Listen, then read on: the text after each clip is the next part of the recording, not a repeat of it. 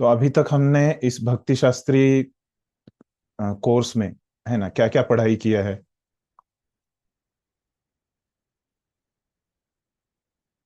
कोई बताना चाहेगा आप में से? ईशोपनिषद किया है और जो है जी साथ में भगवत गीता के 6 चैप्टर करे हैं। जी जी। बराबर। तो ईशोपनिषद में से आपको क्या संदेश मिला आप सब भक्तों को? भगवान ही सब सभी कारणों के कारण है और हम्म। वही सब कुछ करने वाले हैं। हम सब जीव उनके अंश हैं। ये सब पता चला। जी।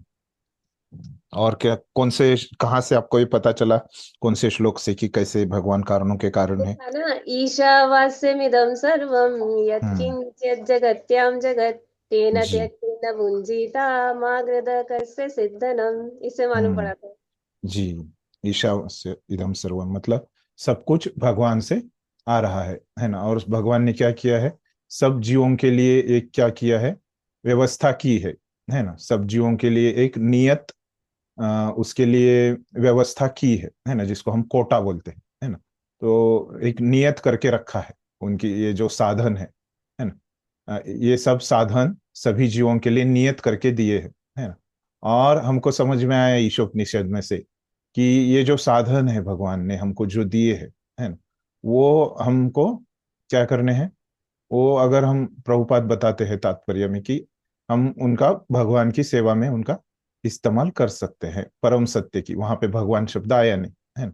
तो परम सत्य की सेवा में उसको ले सकते हैं ऐसे हमको वहां पे। और हमको जो नियत हमको नहीं है चीजें, है ना, तो वो हमको इस्तेमाल नहीं करनी है, उनके बारे में हमको सोचना नहीं, वो दूसरे के अधीन है ना।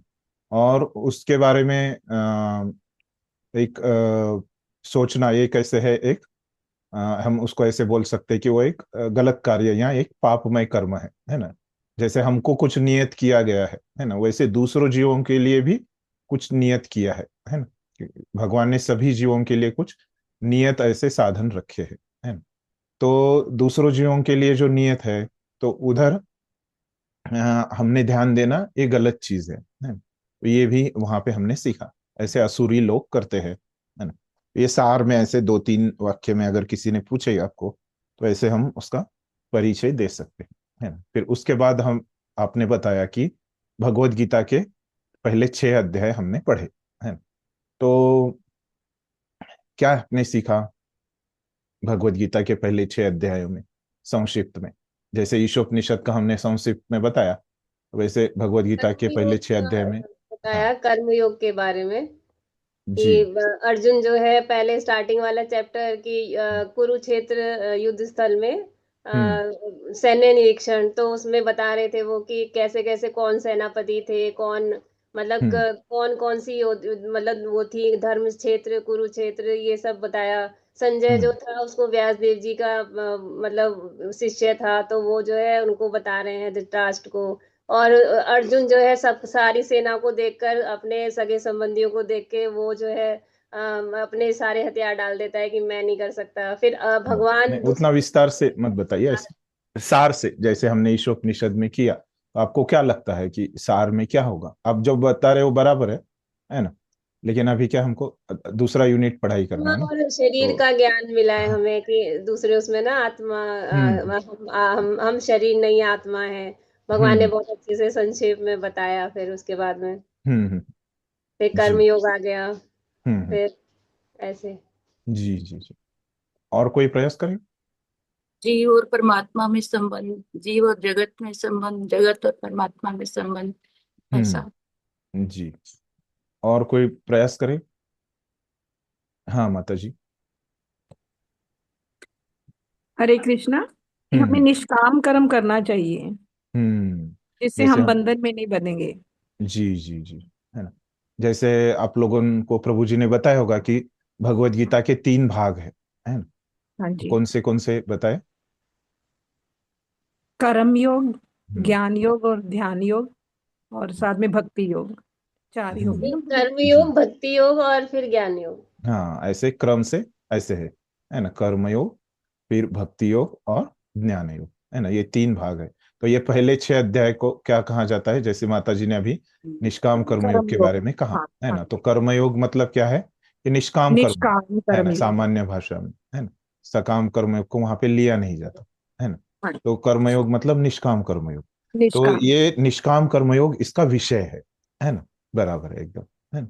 ये भगवान अर्जुन को बोल रहे हैं कि जो तुम ज्ञान योग करके तुमको जो प्राप्त होने वाला है, क्या प्राप्त होने वाला है, जो भी तुमको भगवान के बारे में साक्षात्कार प्राप्त होने वाला है। तो ये साक्षात्कार कितने प्रकार के होते हैं? तो एक ब्रह्मन साक्षात्कार होता है, फिर परमात्मा साक्षात्कार होता है, और फिर भगवान साक्षात्कार होता है ना। तो ज्ञान योग से कहाँ तक प्राप्त हो सकता है? अधिक से अधिक परमात्मा साक्षात्कार तक एक ज्ञान योगी प्राप्त कर सकता है साक्षात्कार, है ना। और फिर वही साक्षात्कार तुमको ये निष्काम कर्मयोग या कर्मयोग करने से प्राप्त होगा, है ना। ये क्या है? सार है। बहुत सारे विषय है ना, आप सबका बराबर है, लेकिन अगर सार में बताना है तो भगवत गीता के पहले 6 अध्याय में ये विषय है, निष्काम कर्मयोग। ठीक है, यहां तक सबको स्पष्ट है ना। तो ये पहले 2 यूनिट हमने पढ़ाई किया है। फिर ये जो हमने आखिरी यूनिट पढ़ाई किया है ना, जो प्रभु जी ने आप लोगों को पढ़ाया है ना, 6ठा अध्याय था उसमें। ये 6ठे अध्याय का अंतिम श्लोक क्या है? याद है योगी अपने श्लोका रामश्चैव परीक्षा में भी आपको था ये पाठांतर को, ये श्लोक? योगी रामश्चैव मुने निर्ग्रंथा क्रमे।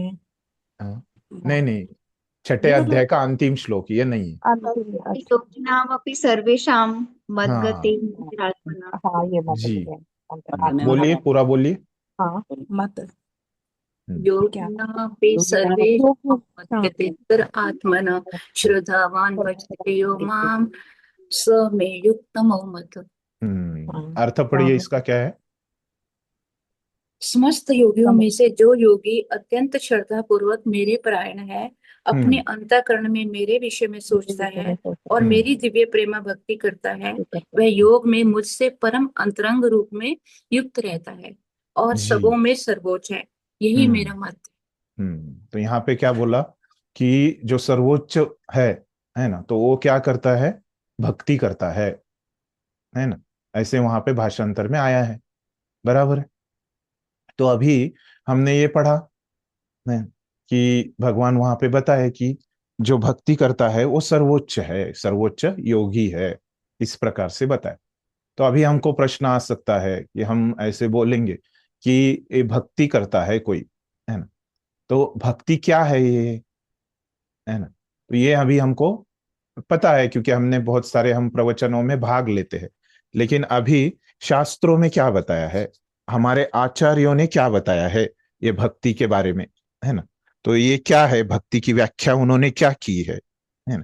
तो क्या होती है ये भक्ति, है ना। तो इसका विस्तार से अभ्यास करना बहुत आवश्यक है ना। क्योंकि भगवान ने यहाँ पे स्पष्ट कर दिया है, क्या स्पष्ट कर दिया कि जो व्यक्ति भक्ति करता है वो क्या है? सर्वोच्च योगी है ना। तो जो सर्वोच्च चीज है ना, हम वो बहुत सारे, अभी हमने पूछा कि ये आपको कोर्स आपको क्यों करना है, तो बहुत सारे भक्तों का यही उत्तर था कि हमको भक्ति करनी है, लेकिन ये भक्ति करने का ज्ञान हमको आवश्यक है ना। तो वो ज्ञान हमको प्राप्त करना है ना। तो ये हमारा प्रमुख उद्देश्य है कोर्स का, है ना। और हमको ये ग्रंथों का अध्ययन करना है। इससे हमको प्रभुपाद ने जो इतना मेहनत किया ये ग्रंथों के लिए लिखने के लिए, उनमें क्या लिखा है उन्होंने, ये हमको जानना है ना। तो ये सब हम उद्देश्य हमारे है। उसमें से एक है कि भक्ति के बारे में हमको जानना है ना। तो ये हमारे आचार्य है ना, तो रूप गोस्वामी, उनके बारे में भी हम थोड़ा उनका गुणगान देखेंगे। और इन्होंने ये भक्ति के बारे में हमको बताने के लिए एक ग्रंथ लिखा है। तो इसको भक्ति का विज्ञान ऐसे भी कहा जाता है। तो भक्ति के बारे में यहाँ पे सब कुछ है कि शुद्ध भक्ति क्या होती है ना, वो कैसे की जाती है, वो करने पे हमको क्या प्राप्त होता है ना। तो ये सब विषयों पे हमको यहाँ पे पढ़ने को मिलने वाला है। ठीक है। तो ये जो ग्रंथ है जो उन्होंने लिखा है उसका नाम क्या है? फिर क्या है? भक्ति रसामृत सिंधु, है ना। तो ऐसे ये ग्रंथ के बारे में है मोटा मोटी, है ना। फिर बाद में जो प्रभुपाद ने इसके ऊपर ग्रंथ लिखा है भक्ति रसामृत सिंधु, है ना। तो इस ये थोड़ा अलग से है, वो मैं बाद में बताऊंगा। तो पहले हम चर्चा करेंगे ये भक्ति रसामृत सिंधु, है ना। तो उससे पहले जो इन ग्रंथ जिन्होंने लिखा है ना, तो उन आचार्यों का, है ना, थोड़ा सा हम महिमा सुनेंगे, है ना, जिन्होंने ये ग्रंथ लिखा है ना। तो मैंने आपको बताया कि ये ग्रंथ किसने लिखा है। श्रील रूप गोस्वामी जी। जी, श्रील रूप गोस्वामी ने, है ना। तो तो वो हमारे आचार्य है ना। तो सनातन वैसे कहा जाता है कि वो उन्होंने डायरेक्टली चैतन्य महाप्रभु से शिक्षा प्राप्त की है ना। तो उनके जो शिक्षा गुरु है वो कौन है, स्वयं भगवान चैतन्य महाप्रभु, है ना। तो उनसे उन्होंने प्रत्यक्ष रूप से शिक्षा ग्रहण की है ना। उनके वो प्रमुख शिक्षा गुरु है। लेकिन ऐसे कहा जाता है कि उन्होंने सनातन गोस्वामी से भी दीक्षा ली है ना। शिक्षा और दीक्षा वो दोनों सनातन गोस्वामी से उन्होंने ली है ना। लेकिन शिक्षा के रूप में प्रमुख उनके चैतन्य महाप्रभु है। तो उस ये वर्णन जो आता है, ये चैतन्य चरितामृत में इसका वर्णन आता है ना। तो यहाँ पे मैं दिखाऊंगा वो किताब आपको। तो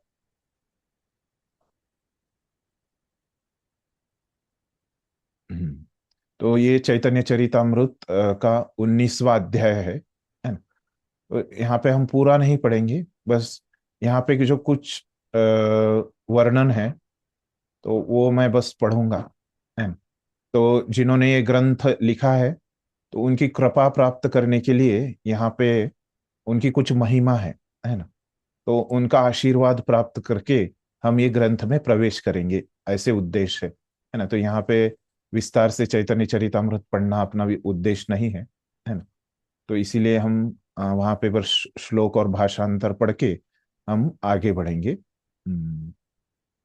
हम यहाँ से पढ़ेंगे तो जैसे मैंने बताया कि ये 19वां अध्याय है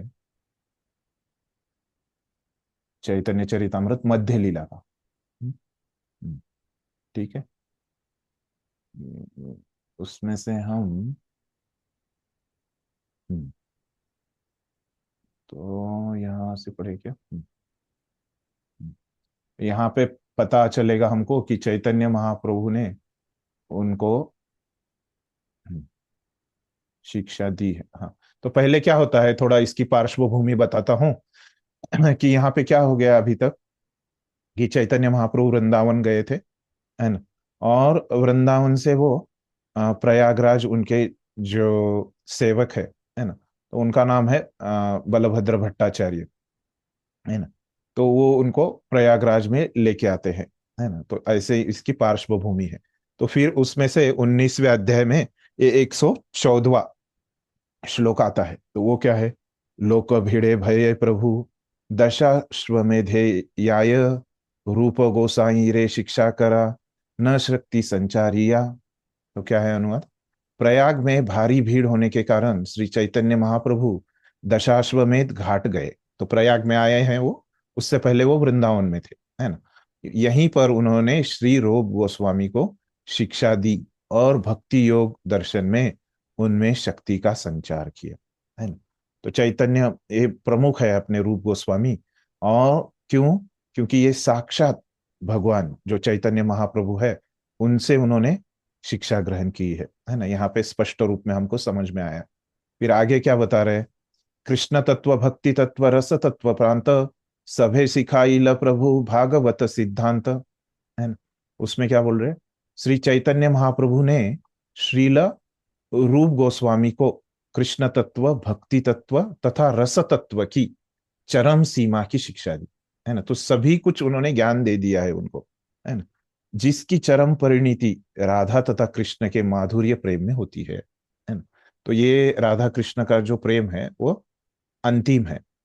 अंत में उन्होंने रूप गोस्वामी से श्रीमद् भागवतम के चरम सिद्धांत कहे और भागवत भी उन्होंने सिखाया पूरा, है। फिर आगे क्या बता रहे, परमानंद पाशे यत सिद्धांत सुनीला रूपे कृपा करी ताहा सब संचारीला।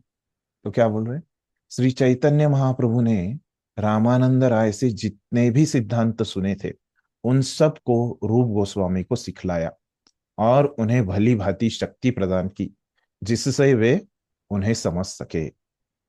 तो केवल उनको सिखाया ऐसे नहीं, है ना, उनको अपना आशीर्वाद भी दिया, है ना, और वो समझने के लिए, क्योंकि वो स्वयं भगवान थे, है ना, चैतन्य महाप्रभु, इसलिए उनको समझने के लिए, है ना, जो भी आवश्यक है वो भी उन्होंने प्रदान किया, है ना, रूप गोस्वामी को। तो देखिए कितनी कृपा मिली है रूप गोस्वामी को, है ना, और उन्होंने ऐसे ग्रंथ लिखा है, वो अभी हम पढ़ने जा रहे हैं, है ना। फिर आगे बता रहे, श्री रूप हृदय प्रभु शक्ति संचारीला सर्वतत्व निरूपणे प्रवीण करीला। क्या बोल रहे, रूप गोस्वामी के हृदय में प्रवेश करके, है ना, चैतन्य महाप्रभु ने प्रवेश किया है, वो भगवान है तो वो कर सकते हैं, है ना। श्री चैतन्य महाप्रभु ने उन्हें समस्त सत्यों के सिद्धांतों के तत्व से समझने की शक्ति प्रदान की, है ना। तो सभी शास्त्रों को समझने की शक्ति उनको प्रदान की है ना, सिद्धांतों को, शास्त्रों के जो सिद्धांत है ना, सत्य है, वो समझने की शक्ति चैतन्य महाप्रभु ने उनको दी है। फिर आगे बोल रहे, महाप्रभु ने उन्हें अनुभवी भक्त बना दिया, है ना, केवल उनकी कृपा से, जिनके निर्णय गुरु शिष्य परंपरा के निर्णयों से अनुरूप थे, है ना। तो पूरे जो परंपरा अपनी गुरु शिष्य परंपरा है ना, तो उसका जो निष्कर्ष है, निर्णय है ना, वो सभी उनको वहां पे सिखा दिए गए हैं चैतन्य महाप्रभु ने, है ना। आगे बोल रहे, इसी प्रकार श्री रूप गोस्वामी को स्वयं श्री चैतन्य महाप्रभु ने शक्ति प्रदान की। तो देखिए, तो इसीलिए वो इतना अच्छा ग्रंथ लिख पाए, है ना। तो फिर हमको लगेगा अरे रूप गोस्वामी के को ही क्यों चुना, बराबर है ना, हमको ऐसे प्रश्न आ सकता है ना। तो अन्य किसी को क्यों ये कृपा नहीं दी भगवान ने, है ना, ये शिक्षा जो है उनको खास उनका चयन क्यों किया, है ना। तो अभी रूप गोस्वामी के पास ऐसे क्या था, है ना, तो वो हमको बता रहे हैं। एक शिवानंद सेन नाम के चैतन्य महाप्रभु के एक पार्षद है ना, तो उनका जो पुत्र है उनका नाम है कवि कर्णपुर, है ना। तो वो अपनी किताब, है ना, तो उनकी किताब क्या है, चैतन्य चंद्रोदय, है ना। तो उसमें वो लिखते हैं अपनी किताब में कि वो चैतन्य महाप्रभु ने रूप गोस्वामी को ही क्यों चुना, है ना। तो उसके बारे में वो थोड़ा एक एक श्लोक पार्श्वभूमि में लिखते हैं। वो क्या है, कालेन वृंदावन खेली वार्ता लुप्ते तां ख्यापयितुं विशिष्य कृपामृतेनाभिषिशेष देवस तत्रैव रूपम च सनातनम च। तो क्या बोल रहे हैं इसमें, कालक्रम में वृंदावन में कृष्ण की लीलाओं के दिव्य संदेश लुप्त हो गए थे। तो क्या हो गया, काल के प्रभाव से, है ना, भगवत गीता में ये संकल्पना आएगी, भगवत गीता के 11वें अध्याय में। तो वहां पे भगवान एक काल रूप दिखाएंगे, है ना, अर्जुन को, जो उनका विश्व रूप है उसमें वो एक काल रूप भी दिखाएंगे। तो वहां पे आपको सीखने को मिलेगा कि कैसे भगवान का ये जो काल रूप है, वो काल की प्रभाव से इस दुनिया में सब कुछ नष्ट हो जाता है। ये काल के प्रभाव से इस दुनिया में सब कुछ बदलते रहता है ना। तो इस दुनिया में, ये दुनिया जो है अस्थिर है, स्थिर कुछ भी नहीं है, ये सब भौतिक चीजें बदलती रहती है ना। भगवान का धाम ही स्थिर है ना, वहां पे काल की प्रभाव से कुछ भी नहीं होता। तो देखिए इतने महान भक्त है जिनको चैतन्य महाप्रभु ने स्वयं शिक्षा दी है ना। तो ऐसे भक्तों के द्वारा बनाए गए मंदिर, है ना, आपको वृंदावन में देखने को मिलते हैं, बराबर है। कौन से मंदिर है जो हमारी गोस्वामियों ने वृंदावन में बनाए हैं? कौन से मंदिर है, याद है किसी को? मदन मोहन जी का है, राधा रमन जी जी का है। जी जी जी जी। तो और ये दो जी, और कौन सा है? जैसे अभी आप बोलते हैं ना, तो म्यूट करते जाइए तुरंत, आपको अपने आप को। ज्योति गर्ग माता जी, शायद आपके यहाँ पे एक दो मोबाइल आसपास में चल रहे हैं, है ना, तो आप ये, हाँ ठीक। अ, राधा गोविंद देव, जी जी जी राधा दामोदर। जी, है ना। तो ये सब अपने गोस्वामियों ने, लेकिन अभी देखिए इतने वो महान राधा भक्त थे, गोविंद जी, वो मंजीरी आते। जी गोपीनाथ जी, रूप जी गोस्वामी ने। जी जी जी। तो संक्षिप्त में कौन से मंदिर है जो राधा मदन मोहन हाँ, राधा मदन मोहन का जो मंदिर है, सनातन गोस्वामी जी ने सनातन, बनाया। हाँ सनातन गोस्वामी ने सनातन बनाया। गोस्वामी जी ने बनाया। हाँ, राधा गोविंद देव का जो मंदिर है वो रूप रूप गोस्वामी गोस्वामी जी ने, के द्वारा जी बनाया। जी हाँ, ऐसे बताया जाता है कि वहाँ पे रूप गोस्वामी गोपाल ने भट्ट बनाया। गोस्वामी जी ने राधा रमन जी का प्रकट किया। जी जी, है ना। तो ये प्रमुख, और ये जो गोस्वामी थे इतने महान भक्त थे, है ना। तो वो भगवान के कृष्ण लीला जो है उसमें वो क्या थे, स्वयं मंजेरिया थे, है ना। इतने वो शुद्ध भक्त थे। तो इनके द्वारा जो बनाए गए मंदिर है ना, तो ये काल के प्रभाव से क्या हो गए हैं, वो भी अभी यहाँ पे नहीं नहीं है ना, अभी हमको नहीं दिखते। तो मतलब कहने की बात यह क्या थी हमको, कि काल क्रम में ये ऐसे ही होता है, काल का प्रभाव ऐसे ही होता है कि उससे सब चीजें बदलती रहती है ना। तो यहाँ पे यही बात बता रहे कि काल क्रम में वृंदावन में कृष्ण की लीलाओं का, अभी ये पहले की बात है, चैतन्य महाप्रभु की पहले की बात, कृष्ण की लीलाओं का दिव्य संदेश लुप्त हो गए थे, है ना। तो आपको सबको पता है कि वो लीला, जब चैतन्य महाप्रभु जाते हैं वृंदावन में, गोवर्धन में जब जाते हैं, तो उन्होंने क्या किया, चैतन्य महाप्रभु ने गोवर्धन में क्या है, वो आप आगे पढ़ेंगे कि ये दुनिया में जो सबसे पवित्र स्थान है ना।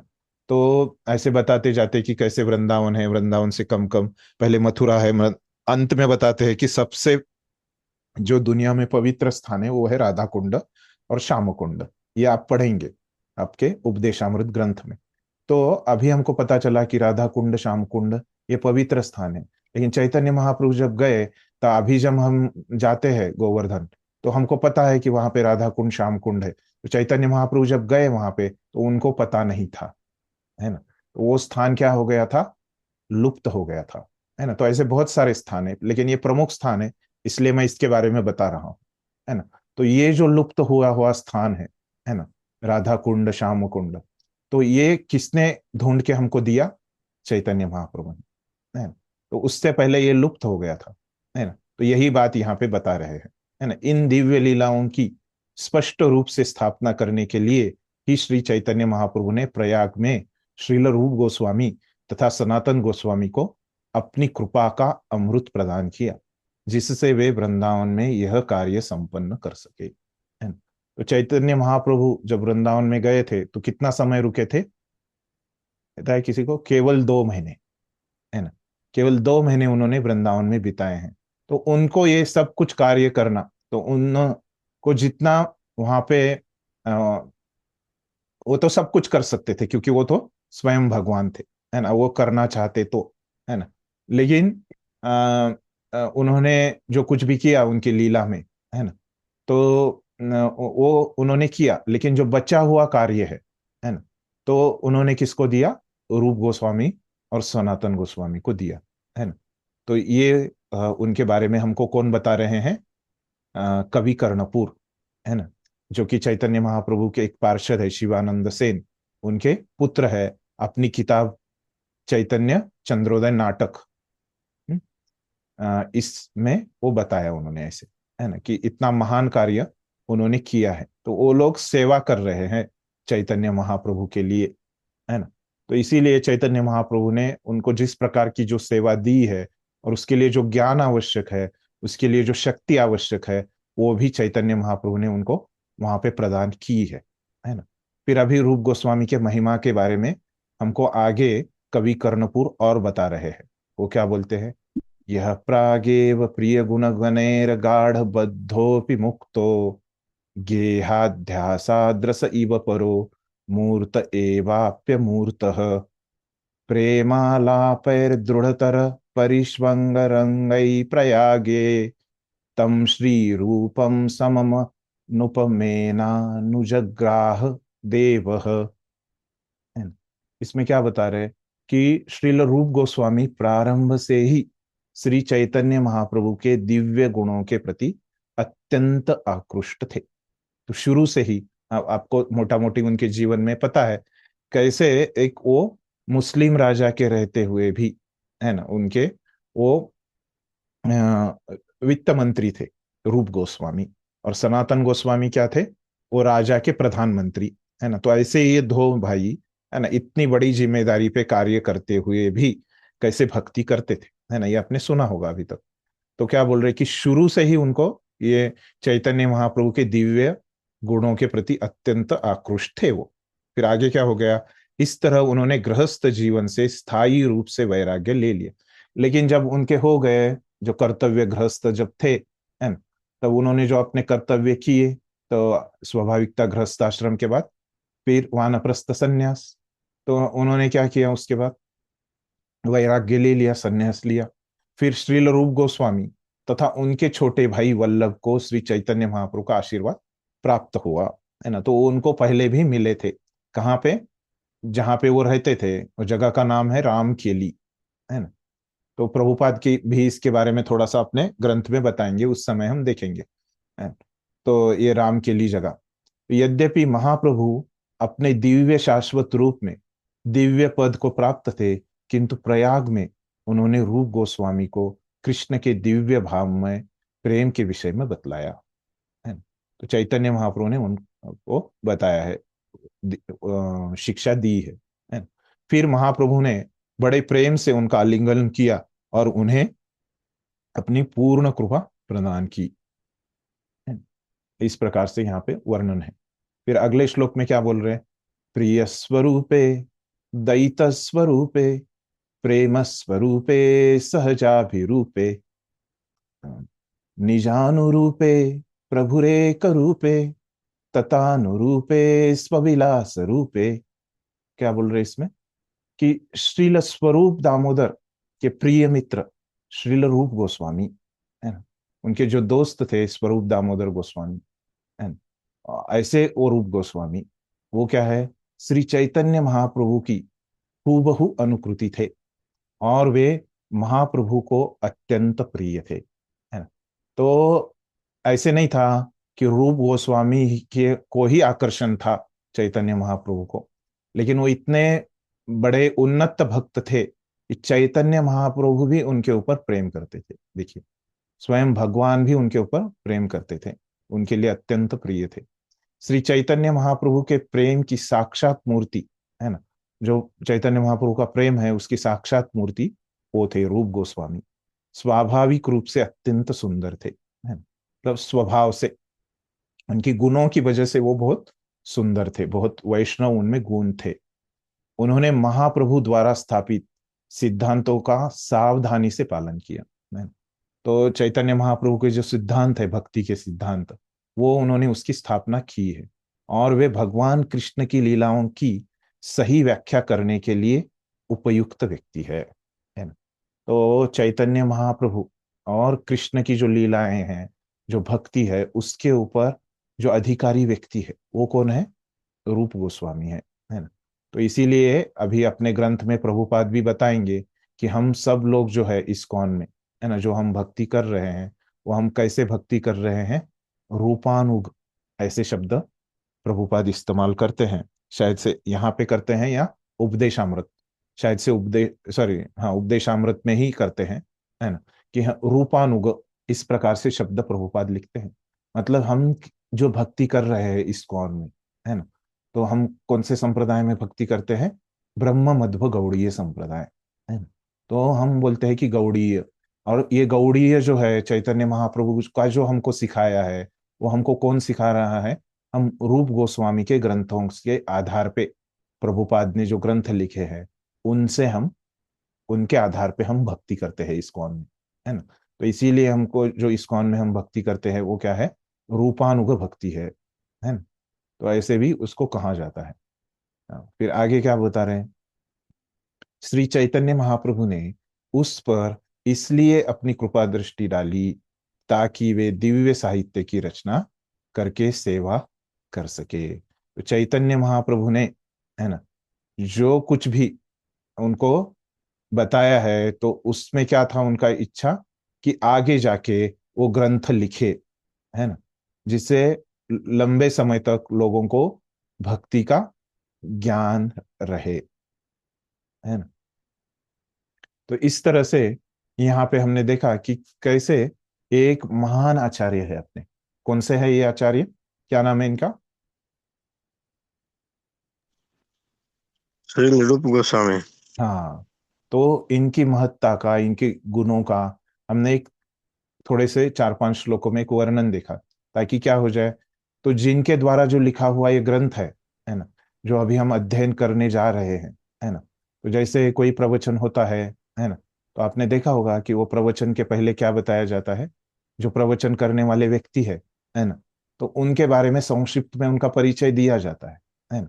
तो उस तरह से अभी हम जिनसे श्रवण करने वाले हैं, किनसे, इन रूप गोस्वामी से, है ना, तो उनके बारे में संक्षिप्त में हमने जाना, है ना, जो प्रभुपाद ने ग्रंथ लिखा है चैतन्य चरितामृत, है ना, तो उसके आधार पे, है ना, हमने जाना कि ये रूप गोस्वामी की क्या महानता है। ठीक है, तो अभी ये जो रूप गोस्वामी है, तो उन्होंने जो ग्रंथ लिखा है ना, तो क्या है, उस ग्रंथ का नाम भक्ति रसामृत सिंधु, है ना। तो कौन सी भाषा में ये ग्रंथ लिखा है? संस्कृत भाषा में। बराबर, संस्कृत में। संस्कृत भाषा में, है ना। तो संस्कृत भाषा में ये ग्रंथ लिखा है ना। तो जैसे अभी मैंने व्हाट्सएप ग्रुप में आपको 2 PDF भेजे हैं, बराबर है। तो एक हिंदी में है और एक संस्कृत में है, तो यहाँ पे दिखाता हूँ। तो जो रूप गोस्वामी ने ग्रंथ लिखा है, तो उसमें से जो 2 ग्रंथ है, हिंदी वाला जो ग्रंथ है वो क्या है, प्रभुपाद ने लिखा है ना। जो संस्कृत वाला ग्रंथ है ना, तो उसमें आपको पहला पन्ना ऐसे दिखेगा, यहाँ पे स्क्रीन पे मैंने शेयर किया है, दिख रहा है सबको ये? जी प्रभु जी।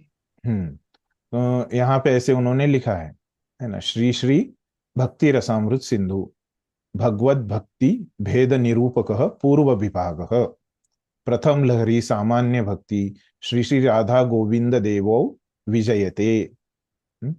फिर ऐसे यहाँ पे उन्होंने शुरुआत किया है, श्री श्री राधा गोविंद देव का उन्होंने आशीर्वाद प्राप्त किया है, उनका जय जयकार हो ऐसे बोल के। फिर यहाँ पे ऐसे आपको दिखेगा, पहला जो श्लोक है, अखिल रसामृत मूर्ति ही प्रस्रम रुचिर ध तारका पाली कलित श्यामलो ललितो राधा प्रेयान विधुर जयती, है ना। तो ऐसे ये पहला श्लोक उनका है ना। तो इस तरह से उन्होंने ये संस्कृत में ग्रंथ लिखा है, तो इसके बारे में हम देखेंगे और चर्चा करेंगे, है ना। तो बस आपको ये मैंने ग्रंथ यहाँ पे दिखाया। तो मूल ये ग्रंथ उन्होंने ये संस्कृत भाषा में लिखा है। फिर इसमें अभी ग्रंथ में वो क्या बताना चाहते हैं, है ना। तो मोटा मोटी तो मैंने आपको एक वाक्य में बताया कि इस ग्रंथ में वो क्या बताने वाले हैं, भक्ति के बारे में ज्ञान बताने वाले हैं। तो संक्षिप्त में तो ऐसे मैंने बताया, लेकिन अगर हम विस्तार से चर्चा करें कि इस ग्रंथ में वो क्या बताने वाले हैं, है ना, तो अगर मुझे आप पूछेंगे, अभी ये मेरी समझ है ना, जो भी मैंने वरिष्ठों से सुना है उसके आधार पे मैंने यहाँ पे मैं बताने जा रहा हूँ, है ना। खास करके जो वरिष्ठ भक्त है एक बलराम शक्ति प्रभु, आप जानते हैं कि नहीं पता नहीं उनको, तो उनसे मैंने सुना है ना, और मुझे भी ऐसे लगता है कि इसमें ये चर्चा है ना, तो उसके आधार पे मैं ये बता रहा हूँ। तो पहले तो है कि अभी हमने जाना कि भक्ति रसामृत सिंधु ये जो ग्रंथ है ना, और इसमें भक्ति के विषयों की चर्चा की गई है, इतना हमने जाना।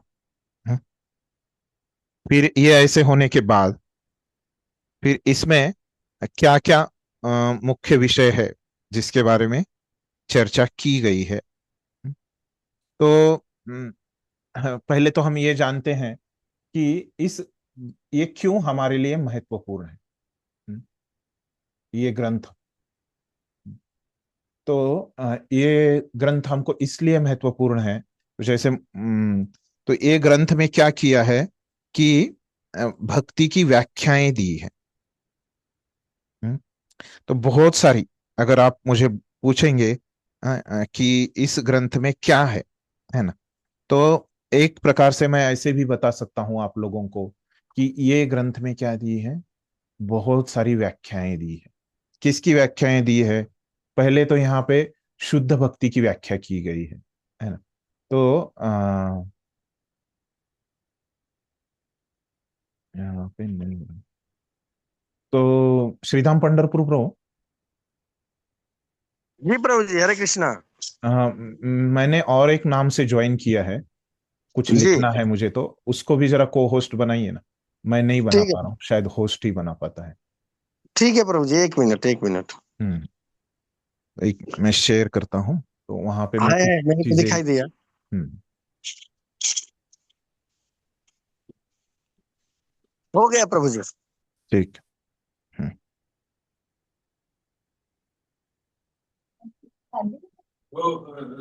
तो अगर ये जब हम चर्चा कर रहे हैं, यहाँ पे अपना विषय ऐसे चल रहा है कि ये भक्ति रस रामकृष्ण सिंधु का महत्व क्या है ना, और इसमें क्या बताया गया है। तो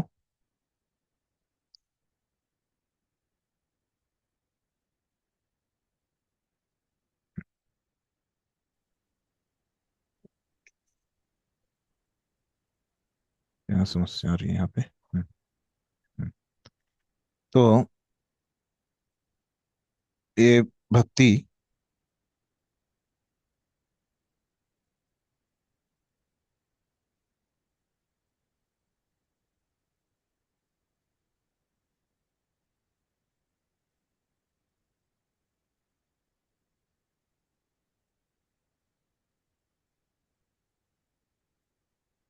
ये भक्ति रसामृत सिंधु, ये जो अपना ग्रंथ है, उसके महत्व के बारे में हम बता रहे हैं।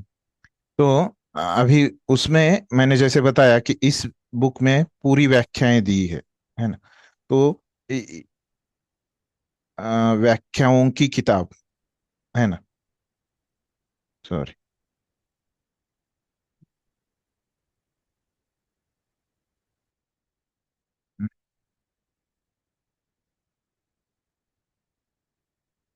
तो एक व्याख्याओं की किताब है ना, इस प्रकार से भी हम इस किताब को हम जान सकते हैं, है ना। तो इस किताब में आप जब पढ़ाई करेंगे, तो आपको बहुत सारे शास्त्रों के ऐसे श्लोक श्लोक ही आपको ज्यादातर दिखाई देंगे, है ना। तो शास्त्रों के श्लोक ही उन्होंने दिए हैं, किसने दिए हैं, रूप गोस्वामी ने, है ना, आगे जाके। तो कुछ चीजें उन्होंने बताई भी है खुद से, है ना।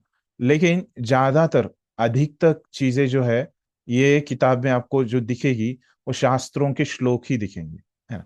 और वो श्लोक से हम क्या सीख सकते हैं भक्ति के संदर्भ में, ऐसे उन्होंने ये किताब की रचना की है ना। तो उनके भी खुद के श्लोक लिखे उन्होंने, है ना। लेकिन जो पहले से ही जो शास्त्र है, जैसे कि बहुत सारे पुराण है ना, भागवतम है, गीता है, तो ये शास्त्रों से ही उन्होंने श्लोक लिखे हैं, है ना।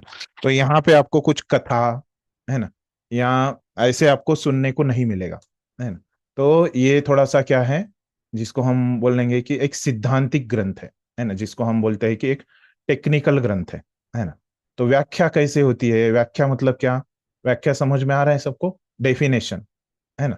तो जैसे एक डेफिनेशन क्या होती है, एक तत्व होता है, सिद्धांत होता है ना।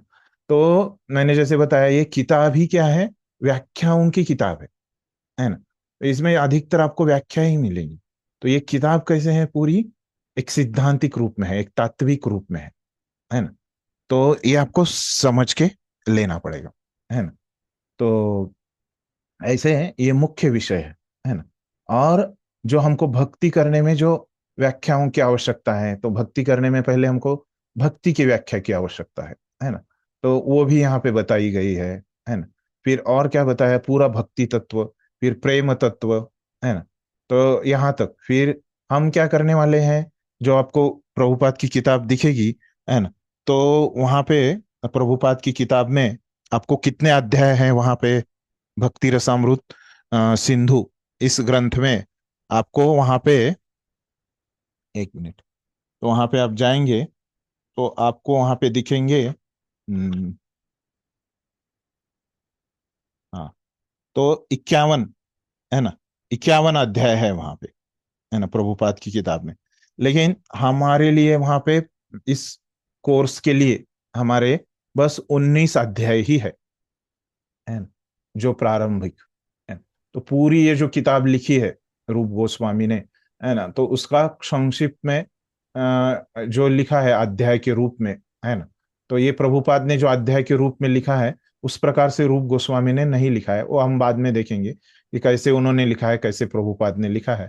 लेकिन प्रभुपाद ने जैसे ये ग्रंथ लिखा है तो उसमें प्रभुपाद ने कितने अध्याय दिए हैं? 51 अध्याय है ना। तो ये 51 अध्याय क्या है? सब कुल अध्याय है ना, सब मिला के टोटल, है ना, टोटल 51 अध्याय है। तो उसमें हमारे अभ्यास के लिए कितना है? पहले 19 अध्याय। तो ये अध्याय जो है वो रूप गोस्वामी ने ऐसे नहीं लिखा, ये अध्याय जो लिखा है वो प्रभुपाद ने लिखा है ना। तो प्रभुपाद का जो ग्रंथ है उसमें कितने अध्याय है? 19 अध्याय ही केवल हमारे पढ़ाई के लिए है। ठीक। तो ये तो इसीलिए हमको आगे वाले विषय है। तो ये क्यों बताया मैंने यहाँ पे? अभी हम जो चर्चा कर रहे थे कि इसमें क्या क्या है भक्ति रसामृत सिंधु ग्रंथ में, तो वो आगे वाले जो विभाग है 19 के आगे, तो वहां पे आगे में क्या बताएगा आपको? रस तत्व, है ना। तो क्या क्या अलग अलग रस होते हैं प्रेम के आगे, है ना। प्रेम तो एक हम बोलते हैं कि कृष्ण प्रेम हमारा ध्येय है, लेकिन कृष्ण प्रेम प्राप्त होने के बाद भी और क्या क्या रहता है आगे, ये प्रेम के बाद, है ना। तो ये सब ऐसे उच्च विषय है उसमें। प्रेम के बाद क्या क्या होता है ना। ये महाभाव कैसे होता है ना। तो ये सब बहुत ही आगे प्रगत विषय है ना। तो इसीलिए वो यहाँ पे अपने भक्ति शास्त्री के स्तर पे नहीं है ना, रस तत्व, है ना। तो हमारे ये भक्ति शास्त्री के जो 4 किताबें हैं, है ना, तो ये 4 किताबों का जो ज्ञान है वो ही आवश्यक ज्ञान है ना। फिर हमको इसके ऊपर हम पूरा भक्ति कर सकते हैं, है ना। और फिर जो हमको जानना जरूरी रहता है वो क्या है कि इसके बाद जो हमको जानना जरूरी रहता है वो भगवान की लीलाएं, है ना, जो ये 4 किताबों में उतनी नहीं है ना। तो ये 4 किताबें, और आप भगवान की लीलाओं को सुनेंगे, भगवान कृष्ण की लीलाएं, भगवान चैतन्य महाप्रभु की लीलाएं, भगवान के भक्तों की लीलाएं, है ना। तो आपका क्या हो जाएगा? इसके आधार पे आप पूरा भक्ति कर सकते हैं और पूरा पूर्णत्व प्राप्त कर सकते हैं, है ना। तो बाकी के जो ग्रंथ है वो क्या है? वो किसके लिए है? जिनके प्रश्न है, जिनको भक्ति के बारे में प्रश्न है, जिनको भगवान के बारे में सुन के भक्ति करना है ना। तो हम इसमें देखेंगे कि भक्ति आप अलग अलग प्रकार से कर सकते हैं। तो बाकी के जो ग्रंथ है वो उनके लिए है ना। लेकिन ये जो 4 ग्रंथ है ना, ये सबके लिए अनिवार्य है ना, सब भक्तों के लिए आवश्यक है। फिर इसके बाद सब भक्तों के लिए आवश्यक क्या है? भगवान की लीलाओं के ग्रंथ, है ना। तो इनके छोड़ के जो ग्रंथ हैं वो बाकी जो जिनके प्रश्न है, जो और जिनको पढ़ाई में अच्छा लगता है उनके लिए है ना। तो ये अगर हम ठीक से पढ़ लेते हैं 4 ग्रंथ, पूरा समझ लेते हैं, है ना, तो हमको और भक्ति में कोई तत्व नहीं बचता हमको समझने के। इसके आधार पे हम पूरी भक्ति कर सकते हैं।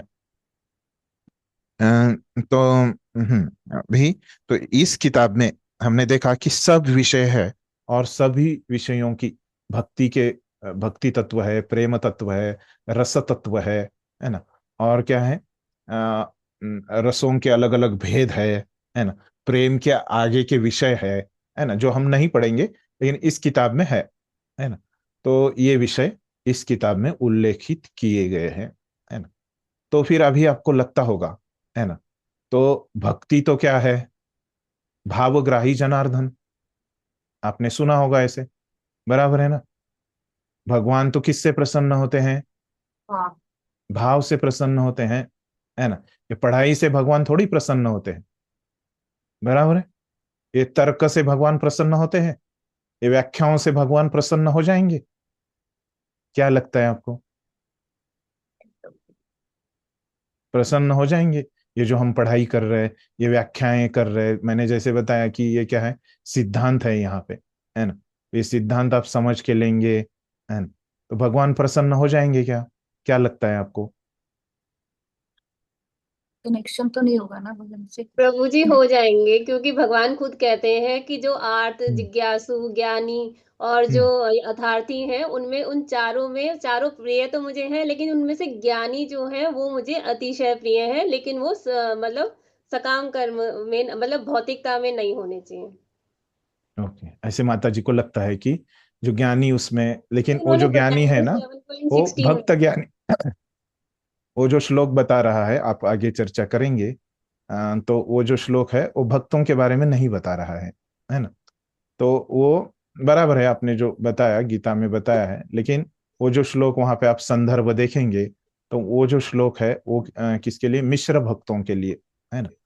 तो लेकिन अभी मैंने, मेरा जो प्रश्न है ना, आपने प्रयास किया बहुत अच्छा है। अभी आपने पढ़ा नहीं ना, वो 7वें अध्याय में श्लोक आता है, अभी तक आपने 6 अध्याय ही पढ़े हैं, है ना। तो अभी तक जो आपने सुना है उसके आधार पे बताया, बहुत अच्छा है। लेकिन वो जो श्लोक है वो भक्तों के बारे में नहीं बताता, वो मिश्र भक्तों के बारे में बताता है ना। तो ऐसे आपने सुना होगा कि भगवान तो ये तत्वों से नहीं, भाव से ही प्रसन्न होते हैं, है ना। तो फिर क्यों हम यहाँ पे ये तत्व यहाँ पे चर्चा कर रहे हैं, क्या लगता है आपको? और कोई प्रयास करेगा? गलत होने दो, कोई हरे समस्या नहीं, है ना। हरे हरे कृष्णा। कृष्णा प्रभु आपको जी। कोई सजा नहीं मिलने वाली, गलत हो, हाँ बोलिए, कोई बोल। हाँ। मैं बोल रहा था प्रभु जी के भाव, हम्म, हमको ज्ञान होगा तभी भाव ज्यादा जगेगा, ज्ञान से ज्यादा भाव आ जाता है, भाव से भगवान प्रसन्न होते हैं, भावग्राही है जी, भगवान। भगवान भावग्राही है ना।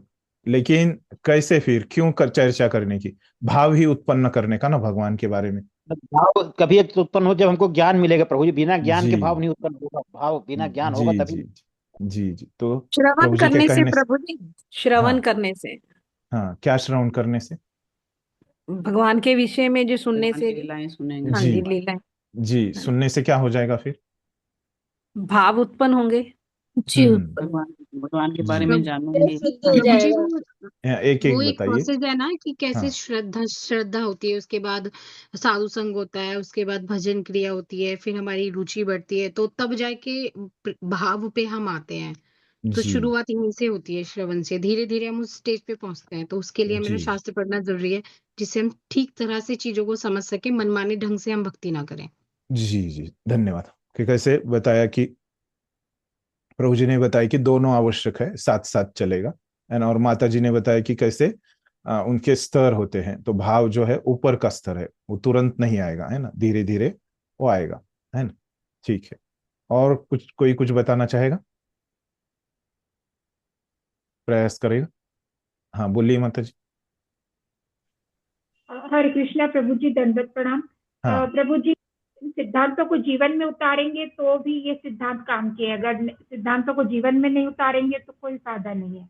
जी जी, है ना, ठीक है, तो बराबर है ना। तो आपने बताया, तो ठीक है। इन अभी मैं उसमें कुछ ऐड करना चाहूंगा, तो क्या, तो अभी हमको प्रश्न आ सकता है, हमने देखा कि इस किताब में व्याख्याएं दी है ना, और बहुत ही जिसको हम प्रिसाइज बोलते हैं, है ना, उसको हिंदी में क्या बोलेंगे प्रिसाइज को, कि क्या बोल सकते हैं, संक्षिप्त। बहुत ही अचूकता से, है ना, संक्षिप्त। कि बिना त्रुटि के, है ना, तो बहुत ही स्पष्ट, है ना, बहुत ही अचूकता से, बिना किसी त्रुटि से, है ना। तो ऐसी ये व्याख्याएं की गई है ना। तो बहुत ही ऐसे वहां पे बहुत ही एकदम सटीक तरीके से, है ना, और अचूकता के साथ, है ना, तो उसमें कोई त्रुटि नहीं है ना। तो इस प्रकार से ये व्याख्याएं यहाँ पे की गई है।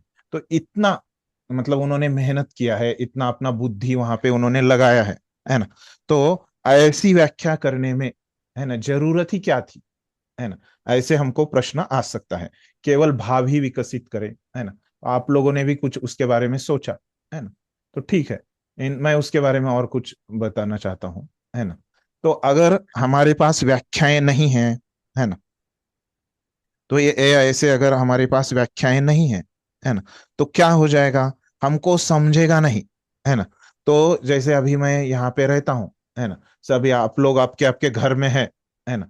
तो आपके घर से आपको अभी आपके मंदिर जाना है ना, और मंदिर में जाना है, तो आपको कोई बताएगा कि यहाँ से घर के दरवाजे से निकलो, है ना, फिर दाहिने मुड़ो, फिर ऐसे जाओ, वहां पे कुछ आएगा, फिर लेफ्ट ले लो, फिर बाएं ले लो, या दाहिने ले लो, है ना, फिर और कुछ आएगा, है ना। तो कितना आसान होता आपको मंदिर पहुंचना आपके घर से, है ना। तो उसी तरह से अगर हमको ये व्याख्याएं पता है ना, तो आप बिल्कुल संभ्रमित नहीं होंगे भक्ति में, है ना। तो आपको समझ में आ जाएगा कि भक्ति क्या है, भक्ति कैसे करना है, भक्त कौन होता है, भगवान कैसे प्रसन्न होते हैं, है ना। तो ये सब व्याख्याएं आपको पता चल जाएगी, है ना। तो पहला आपको जो फायदा होगा वो क्या होगा, आपके जीवन में संभ्रम नष्ट हो जाएगा, है ना। संभ्रम ही नहीं रहेगा, है ना। तो ये इसीलिए ये व्याख्याएं हमको आवश्यक है ना। नहीं तो हम क्या करेंगे, भक्ति की जगह कुछ अन्य चीज ही हम करते रहेंगे भ्रमित होके, है ना। तो जैसे अभी हम देखेंगे, जब भक्ति की हम व्याख्या देखेंगे तो ये भक्ति, है ना, ये जो ग्रंथ है, जैसे अभी माता जी ने एक श्लोक बताया था, कौन सा, आर्तो जिज्ञासुर अर्थार्थी ज्ञानी च भरतर्षभ, है ना। और उसके अर्थो जिज्ञासुर अर्थार्थी ज्ञानी च भरतर्षभ, उसके पहले क्या है, आधा ही श्लोक हो गया ये। तो 7वें अध्याय का ये, एक मिनट में वो निकालता हूँ, उसको पूरा करते हैं। 7वें अध्याय का ये 16वां श्लोक है, मुझे जितना याद है। एक 15 मिनट, या 16, हाँ ये सही है। हाँ श्लोक 16वां है, 15वें में जो शरणागत नहीं है वो है। हाँ अच्छा, हाँ हाँ हाँ, यहाँ पहले की बात में भूल गया था। चतुर्विधा भजन्ते माम जना सुकृतिनो अर्जुना, 16वां श्लोक है। आर्तो जिज्ञासुरार्थार्थी ज्ञानी च भरतर्षभ, है ना। तो ये श्लोक में बताया गया है ना, कि भगवान बोल रहे हैं अर्जुन, जो 4 प्रकार के लोग हैं, है ना, वो भगवान बताते हैं वहां पे पुण्यात्मा, है ना, सुकृतिनो ऐसे बताते हैं। जो पुण्यात्मा है 4 प्रकार के, है ना, तो उसमें कौन से हैं, ये पुण्यात्मा है ना, अर्थो जिज्ञासु अर्थार्थी और ये ज्ञानी, है ना। तो ये मिश्र भक्ति के बारे में मैंने, ये श्लोक है, अपने आचार्य बताते हैं ऐसे, है ना। तो वो आप उस समय आपको पता होगा। तो ये श्लोक है कैसे, मिश्र भक्ति के बारे में बता रहा है। लेकिन ये भक्ति रसामृत सिंधु, ये जो ग्रंथ है वो किसके बारे में बताता है, केवल शुद्ध भक्ति के बारे में बताता है ना। तो केवल शुद्ध भक्ति, हम्म, शुद्ध भक्ति के छोड़ के, है ना। तो यहाँ पे जो भक्ति की व्याख्या की गई है ना, तो भक्ति की जो व्याख्या की गई है, तो आगे जाके हम देखेंगे कि ये भक्ति की व्याख्या क्या है, वो अभी हम उसमें टाइम नहीं देंगे। प्रभु जी लेकिन ने एक रेफरेंस दिया है, अभी अन्य अभिलाषिता शून्य करके एक है, इसी में जी जी एक तात्पर्य जी में दिया है एक श्लोक हाँ शुद्ध हाँ, भक्ति के लिए। जी जी, शुद्ध भक्ति के लिए ये जो व्याख्या है वो क्या है, कि अन्याभिलाषिता शून्य ज्ञान कर्मादि अनावृतम अनुकूल्येन कृष्णानु शीलनम भक्तिरुत्तमा, ऐसे इस प्रकार से ये श्लोक है। ये भक्ति रसामृत सिंधु में आएगा ये श्लोक, है ना। इन अभी तो यहाँ पे, तो ये जो श्लोक है ना, तो ये श्लोक में क्या है, अन्याभिलाषिता शून्य, है ना। तो अन्य आपको कुछ इच्छा होनी नहीं चाहिए, है ना। तो वो सब अगर आपको होगी तो वो सब क्या आएगी, शुद्ध भक्ति नहीं होगी, है ना। तो यहां से ही, यहाँ इस ग्रंथ में भक्ति मतलब आपको क्या समझना है, केवल शुद्ध भक्ति, है ना। तो इस प्रकार से ही आपको अर्थ लेना है ना, इस ग्रंथ में, है ना। शुरुआत ही यहाँ पे रूप गोस्वामी क्या करते हैं, शुद्ध भक्ति से करते हैं, है ना। तो इस प्रकार से ये ग्रंथ है। और इस ग्रंथ में क्या है, हाँ हम ये व्याख्याओं के बारे में चर्चा कर रहे थे कि तो ये हमको पता रहता है कि भक्ति, है ना। तो अभी ये जो श्लोक है ना, जो हमने देखा अभी चतुर्विधा भजन्ते मां, तो वहां पे मिश्र भक्ति है ना। तो बहुत सारे ऐसे शास्त्रों में सभी प्रकार की भक्ति बताई गई है, लेकिन ये भक्ति रसामृत सिंधु ग्रंथ में केवल शुद्ध भक्ति बताई गई है। तो ये यहाँ पे अंतर है ना। तो इसीलिए ये व्याख्याएं हमको दी है हमने, है ना। तो इसके ये तात्पर्य, जरूरत है तो व्याख्याओं की। जी तात्पर्य में क्लियर लिखा भी हुआ है, ये शुद्ध भक्त नहीं है, क्योंकि ये भक्ति जी के जी बदले में जी कुछ जी, यहाँ महत्वाकांक्षाओं को प्रभुपाद ने भी किया है, ठीक है। मुझे लगा आचार्यों ने ही किया है। इन प्रभुपाद के भी तात्पर्य में है और आचार्यों के भी तात्पर्य में है, ठीक है, धन्यवाद।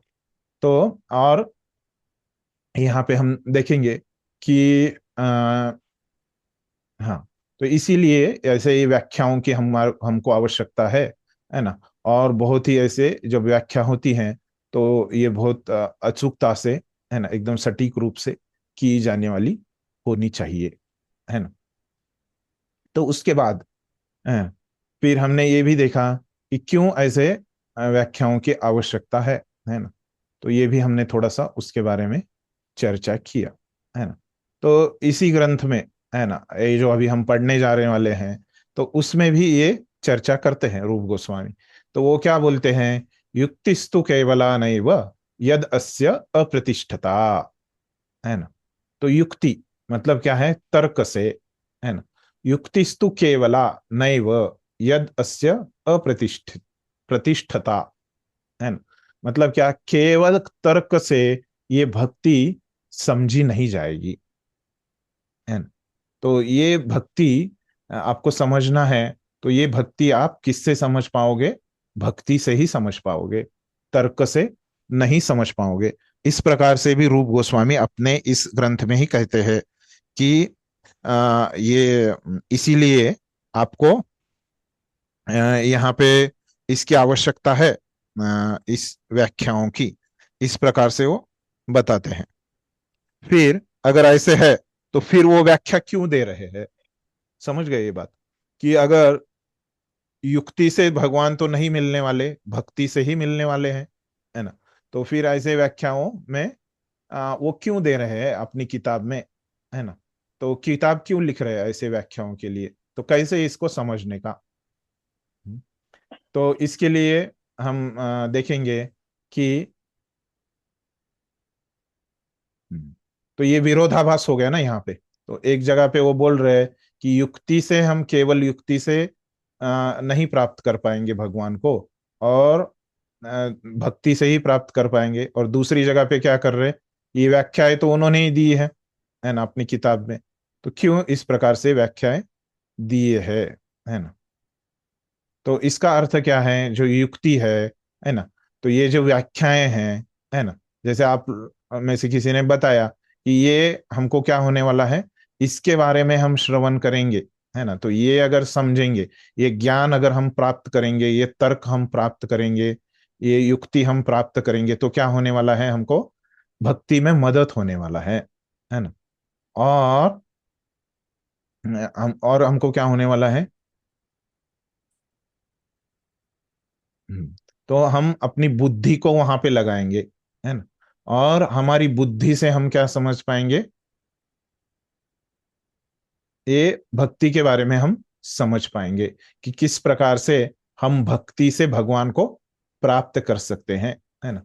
तो ये हम अपनी बुद्धि से समझ पाएंगे, है ना। तो इसीलिए हमको ये आचार्यों ने क्या किया है, ये व्याख्याएं दी है। ठीक है, ये स्पष्ट हो गया है ना? तो कि ये जरूरी है, ये फिर से एक बार सार में बताता हूं कि मैंने जैसे बताया कि ये जो किताब है, ये किताब में क्या दिया है, व्याख्याएं दी हैं, है ना। और अलग अलग जगह से शास्त्रों से श्लोक लिए हैं, और वो श्लोकों को लेके इसके आधार पे व्याख्याएं की है इस किताब में, है ना।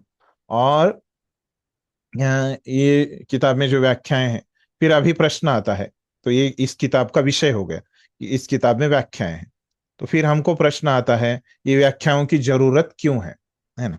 तो उसके संदर्भ में बताया कि अगर व्याख्या रहेगी तो हमको सब कुछ स्पष्ट रहेगा, हमारे जीवन में कुछ भी संभ्रम नहीं रहेगा। ये भक्ति का जो हमारा जीवन है, उसमें कुछ भी हमको संभ्रम नहीं रहेगा, है ना। फिर और क्या है, फिर अगला प्रश्न आता है, ठीक है, इस किताब में व्याख्याएं बताई है ना, और ये व्याख्याओं की हमको जरूरत भी समझ में आई।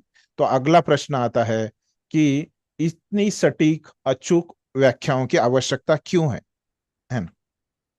क्योंकि भक्ति में तो क्या है, भक्ति से ही भगवान को प्राप्त करते हैं, है ना?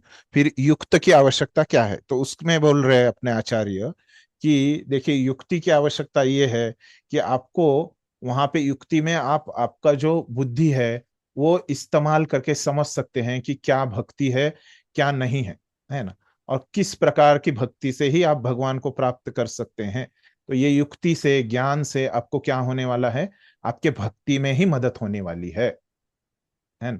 तो इसीलिए ये युक्ति की, ये तर्क की, है ना, आपकी भक्ति अच्छे करने के लिए, आपकी भक्ति में प्रगति करने के लिए ये ऐसे व्याख्याओं की आवश्यकता है। ठीक है, तो ये विषय यहाँ पे हो गया, है ना। तो यहां तक किसी को कुछ प्रश्न है क्या? किसी को कुछ समझा नहीं ऐसे है? मैंने पूरा आपको इसका ये भी कर दिया, सार में भी अभी बता दिया, है ना। ये सार भी आपको समझ गया तो काफी है आगे बढ़ने के लिए। ठीक, तो किसी को कुछ प्रश्न नहीं है यहाँ? ठीक है, तो आगे बढ़ते हैं। तो ये हो गया इसके बारे में, है ना। तो ये तो भक्ति रसामृत सिंधु इस किताब के बारे में हो गया। ठीक है, तो ये तो किताब लिखी है रूप गोस्वामी ने। तो ये तो अभी हमने देखा कि रूप गोस्वामी की जो भक्ति रसामृत सिंधु है उस किताब के बारे में। तो अभी हम थोड़ा सा देखेंगे कि भक्ति रसामृत सिंधु जो प्रभुपाद ने लिखी है ना, उस किताब के बारे में।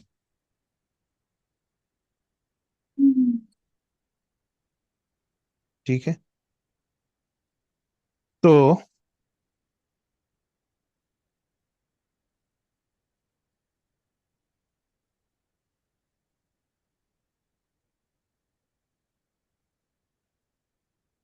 हम्म,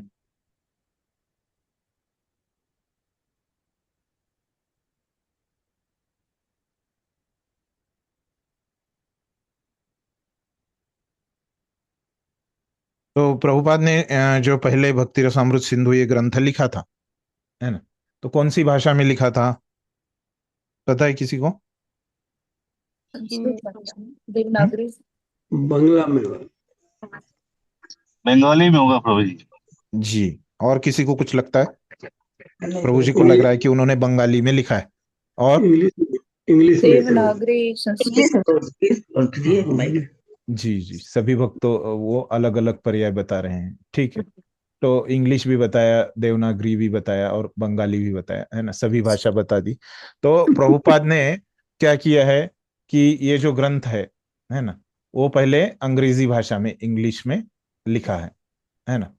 तो अंग्रेजी भाषा में लिखा, तो किसी को पता है कि प्रभुपाद ने उस ग्रंथ को नाम क्या दिया था फिर? Nectar of devotion. हाँ जी, हाँ, नेक्टर ऑफ जी, डिवोशन। बराबर। हाँ, तो नेक्टर ऑफ डिवोशन, है ना, ऐसे नाम दिया था प्रभुपाद ने। हम्म, तो ये क्या किया प्रभुपाद ने? तो भक्ति रसामृत सिंधु का अंग्रेजी में उसका भाषांतर कर दिया, है ना। तो भक्ति मतलब क्या होता है? डिवोशनल, डिवोशन, ये भक्ति के लिए प्रभुपाद ने लिया, है ना। और भक्ति रस, है ना, भक्ति रसामृत, है ना, रसों का अमृत। हम्म, तो अभी अमृत के लिए प्रभुपाद ने लिया नेक्टर। हाँ, हाँ, और सिंधु के लिए कुछ भी नहीं लिया, है ना। और क्या किया? रस के लिए भी कुछ नहीं लिया प्रभुपाद ने, है ना। तो इस प्रभुपाद के हिसाब से प्रभुपाद ने किताब को ऐसे नाम दिया, नेक्टर ऑफ डिवोशन, है ना। तो हम उसको ऐसे बोल सकते हैं कि प्रभुपाद ने उसको भावार्थ किया, उसका भाषांतर की जगह क्या किया, ये भक्ति रसामृत सिंधु का जो भाव है ना, उस भावार्थ को लेके प्रभुपाद ने उनकी किताब को नाम दिया नेक्टर ऑफ डिवोशन। लेकिन प्रभुपाद ने जब ऐसे नाम दिया उनकी किताब को नेक्टर ऑफ डिवोशन, तो उसमें आपको क्या दिख रहा है नेक्टर ऑफ डिवोशन में? तो मैंने आपको वो ग्रुप में भेजा है ना। तो यहाँ पे भी मैं दिखाता हूँ, एक मिनट दीजिए कि अमृत। ये जो ग्रंथ है नेक्टर ऑफ डिवोशन, वो अभी हमारे पास इंग्लिश भाषा में है। इंग्लिश भाषा में उन्होंने लिखा, लेकिन अभी हमारा कोर्स हिंदी है, तो उसका अनुवाद है हमारे पास, है ना, जो बाद में उन्होंने के भक्तों ने किया है, प्रभुपाद के शिष्यों ने। भक्ति का अमृत थोड़ी लिखा है जी, हाँ, अभी शिष्यों ने क्या किया, हिंदी में तो वैसे ही मूल नाम दिया, प्रभुपाद का नाम वो तो इंग्लिश में ही रह गया, है ना। तो जब उन्होंने भाषांतर कर रहे थे वो शिष्य, उन्होंने भक्ति रसामृत सिंधु यही नाम दिया, लेकिन ये नाम प्रभुपाद ने नहीं दिया है ना। प्रभुपाद ने क्या नाम दिया है? Nectar of nectar devotion. हाँ। और जब अभी यहाँ पे अभी दोनों ग्रंथ अभी यहाँ पे दिखाना मुझे मुश्किल है, मैं एक ही ग्रंथ दिखा सकता हूँ। तो लेकिन आप यहाँ पे देखोगे, जैसे मैंने आपको पहले अभी बताया थोड़ी देर पहले, कि यहाँ पे जो ये अध्याय है ना, मैं एक एक करके दिखाता हूँ, ठीक है। तो अभी देखिए यहाँ पे प्रभुपाद ने ये जो अध्याय दिए हैं, है ना, तो रूप गोस्वामी ने ये अध्याय ऐसे नहीं लिखा है उनके ग्रंथ में, है ना। तो वो हमने देखा। तो पहले अभी प्रभुपाद का यहाँ पे देख लेते हैं। तो दो ग्रंथ मैं एक साथ नहीं दिखा सकता, तो इसीलिए एक एक दिखाऊंगा। तो मैं यहाँ पे ये अध्याय करके प्रभुपाद की शैली बता रहा हूँ अभी ये ग्रंथ लिखने में, है ना। तो ये अध्याय करके जो है ये नाम प्रभुपाद ने दिए है ना। और जो उन्होंने श्लोक दिए हैं रूप गोस्वामी ने, है ना, तो उनको ये अध्यायों में डाला है प्रभुपाद ने, है ना। और जब ये अध्याय वो लिखते हैं प्रभुपाद, है ना, तो यहाँ पे कैसे लिख रहे हैं प्रभुपाद? एक निबंध जैसे होता है ना। तो अध्याय लिया प्रभुपाद ने, उसका एक शीर्षक दिया, जैसे पहला अध्याय है, वो क्या नाम दिया प्रभुपाद ने यहाँ पे? शुद्ध भक्ति के लक्षण। और उसके अनुसार, है ना। तो देखिए मैंने आपको क्या बताया कि ये ग्रंथ में क्या है, शास्त्रों के श्लोक ही है। तो ये शुद्ध भक्ति के लक्षण में पहली ही लाइन में प्रभुपाद ने क्या लिखा है कि भागवतम के श्लोक लिखे है ना। ये रूप गोस्वामी ने लिखे हैं ये श्लोक, है ना, तो भागवतम के इस किताब में। तो यहाँ पे मैं क्या बता रहा था कि प्रभुपाद ने इस ग्रंथ में कुछ भी श्लोकों को नहीं लिया है ना।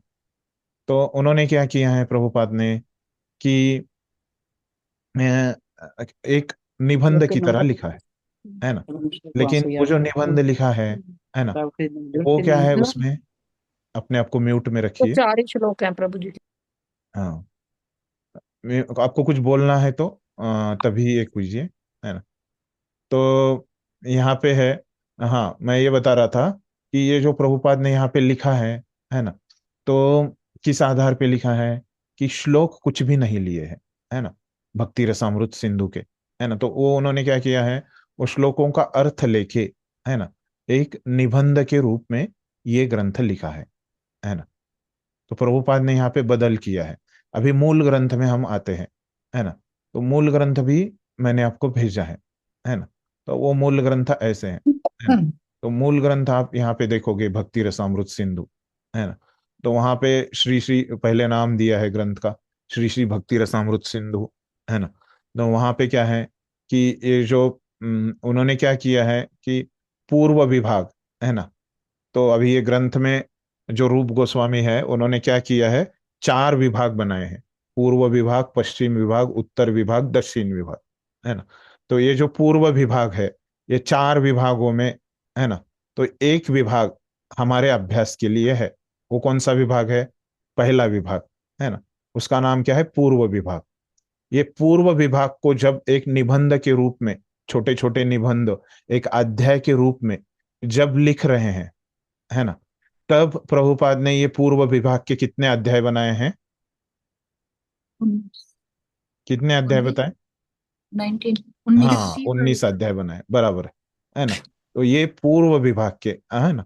और पश्चिम, दक्षिण, उत्तर, ये 3 विभाग क्या है इसमें? प्रगत विषय है ना, जो हमारे अभ्यासक्रम में नहीं है भक्ति शास्त्री के, है ना।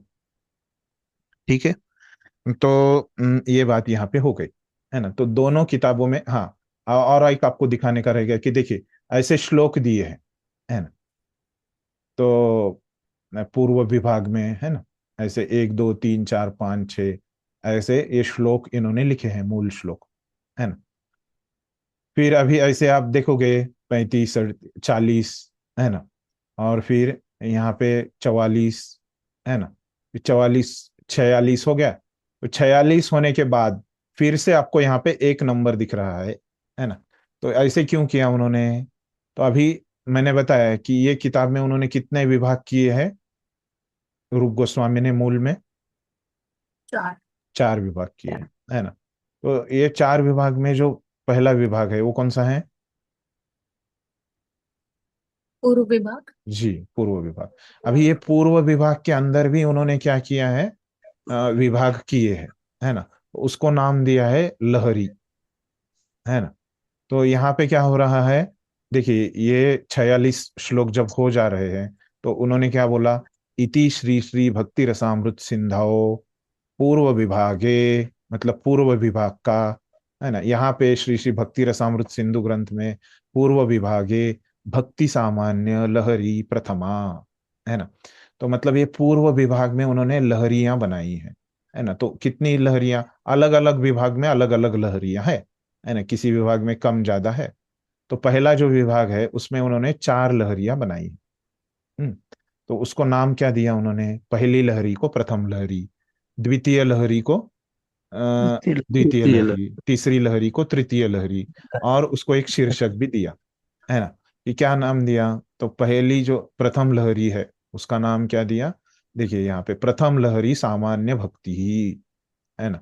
तो प्रथम लहरी जो है उसको शीर्षक दिया है सामान्य भक्ति ही, है ना। तो ये पहली लहरी का शीर्षक है। इसमें कितने श्लोक है, ये 46 श्लोक है ना। ये आगे भी आता है विषय, लेकिन यहाँ पे स्पष्ट कर देता हूँ।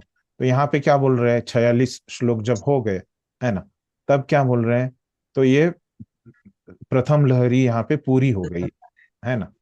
तो यहाँ से अभी अगली लहरी कौन सी चालू होगी, द्वितीय लहरी, है, उसका शीर्षक क्या है, साधन भक्ति। हाँ, साधन भक्ति। पहली लहरी का शीर्षक है सामान्य भक्ति, अब दूसरी लहरी का शीर्षक है साधन भक्ति।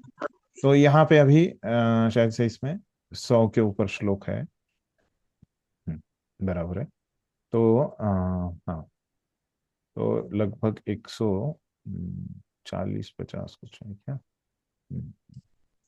जी, 200 है शायद इसमें, हाँ बराबर, एक मिनट, हाँ, तो यहाँ पे, हाँ,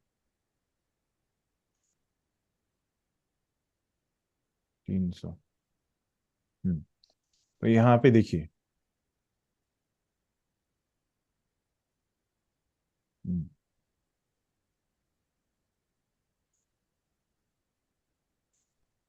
हाँ ठीक है। तो यहाँ पे 309 श्लोक होने के बाद वो क्या बोल रहे हैं कि पूर्व विभागे साधन भक्ति लहरी द्वितीया। तो मतलब ये जो द्वितीय लहरी थी, है ना, कौन सी लहरी थी, साधन साधन भक्ति की जो लहरी थी वो पूरी हो गई। फिर तीसरी लहरी कौन सी है, वो भाव की लहरी, भाव भाव लहरी, है ना। तो ये तीसरी लहरी है ना। और ये तीसरी लहरी में लगभग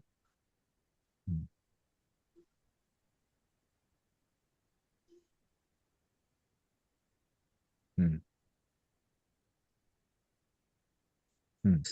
तो इधर देखिए, यहाँ पे दाहिनी ओर, है ना, जब आपके 61 श्लोक हो जा रहे हैं, है ना, तो वहां पे लिखा है कि इति श्री श्री भक्ति रसामृत सिंधो पूर्व विभागे भाव भक्ति लहरी तृतीया। तो ये जो तीसरी लहरी थी भाव भक्ति, ये पूरी हो गई। फिर चौथी लहरी कौन सी है, प्रेम, प्रेम भक्ति, प्रेम भक्ति की लहरी, ये चौथी लहरी है ना। तो ये 4 लहरियां किसमें है, सिंधु में। हाँ, लेकिन उसके पहले क्या है, ये 4 लहरियां किसमें है, पूर्व भाग में, पूर्व भाग हाँ, में। पूर्व भाग में है ना। और पूर्व भाग भक्ति रसामृत सिंधु में है ना। तो देखिए यहाँ पे अभी बोल रहे हैं कि जब चौथी लहरी है उसमें कितने श्लोक है, 21 श्लोक है ना। तो 21 श्लोक होने के बाद यहाँ पे क्या लिखा है, इति श्री श्री भक्ति रसामृत सिंधु पूर्व विभागे प्रेम भक्ति लहरी चतुर्थी, है ना। इति श्री श्री भक्ति रसामृत सिंधु रसो पयो विभाग स्थायी भावोपादानो नाम पूर्व विभाग समाप्त। अभी पूर्व विभाग का नाम उन्होंने यहाँ पे बताया है ना। तो क्या है पूर्व विभाग का नाम, रसोपय, है ना, रसोपय, सॉरी, रसोपयो योगी, रस रसोपयो योगी, हाँ, स्थायी भाव, स्थायी भावोपादानो, है ना। इस प्रकार से उसका नाम है, किसका, ये प्रथम विभाग का। सॉरी पूर्व विभाग है ना, प्रथम विभाग या पूर्व विभाग, ये समाप्त, यहाँ पे ये पूरा हो जाता है। तो इतना हमारे अभ्यासक्रम में है। ठीक है, फिर यहाँ से दक्षिणी विभाग ये हमारे अभ्यासक्रम में नहीं है। तो समझ में आ गया कि मूल भक्ति रसामृत सिंधु ग्रंथ कैसे है, ये आपको मैंने बताया। तो उसमें श्लोक दिए हैं, है ना। तो प्रभुपाद ने गीता लिखा है, आपने देखा है ना। गीता मूल कैसे लिखा है, गीता मूल कैसे लिखा है, यथावत, यथार्थ। हाँ, प्रभुपाद ने यथार्थ लिखा है ना। लेकिन मूल गीता कैसे है कि वहां पे संस्कृत में ही है, जैसे ये भक्ति रसामृत सिंधु ग्रंथ है ना, वैसे ही वो संस्कृत में है। लेकिन फिर प्रभुपाद ने जब गीता लिखा है ना, तो उन्होंने अपनी गीता को क्या नाम लिया, यथारूप, यथारूप। तो इसीलिए प्रभुपाद ने क्या किया, जब यथारूप उन्होंने गीता लिखा है ना, तो उस समय प्रभुपाद ने क्या किया कि गीता का यथारूप श्लोक लिया है ना, फिर उसका शब्दार्थ दिए हर एक श्लोक का, है ना। फिर वो शब्दार्थ का वो पूरे श्लोक का क्या दिया, प्रभुपाद ने भाषांतर दिया, है ना। और फिर उसके ऊपर जो प्रभुपाद को लगता है ना, कि हमने वो जीवन में कैसे उतारना है वो श्लोक को, है ना, जो भी आचार्यों ने कहा है ना, उसके ऊपर प्रभुपाद की जो समझ है वो उन्होंने कहाँ पे दे दी, तात्पर्य में, तात्पर्य में दे दी, है ना। तो ऐसे जब लिखते हैं तो यहाँ पे ये बताने की बात क्या है कि किसी ग्रंथ को अगर यथारूप लिखते हैं, है ना, तो कैसे लिखा जाता है, उसके पूरे श्लोक लिखे जाते हैं, उसके शब्दार्थ लिखे जाते हैं, उसका भाषांतर लिखा जाता है, और फिर तात्पर्य लिखा जाता है ना।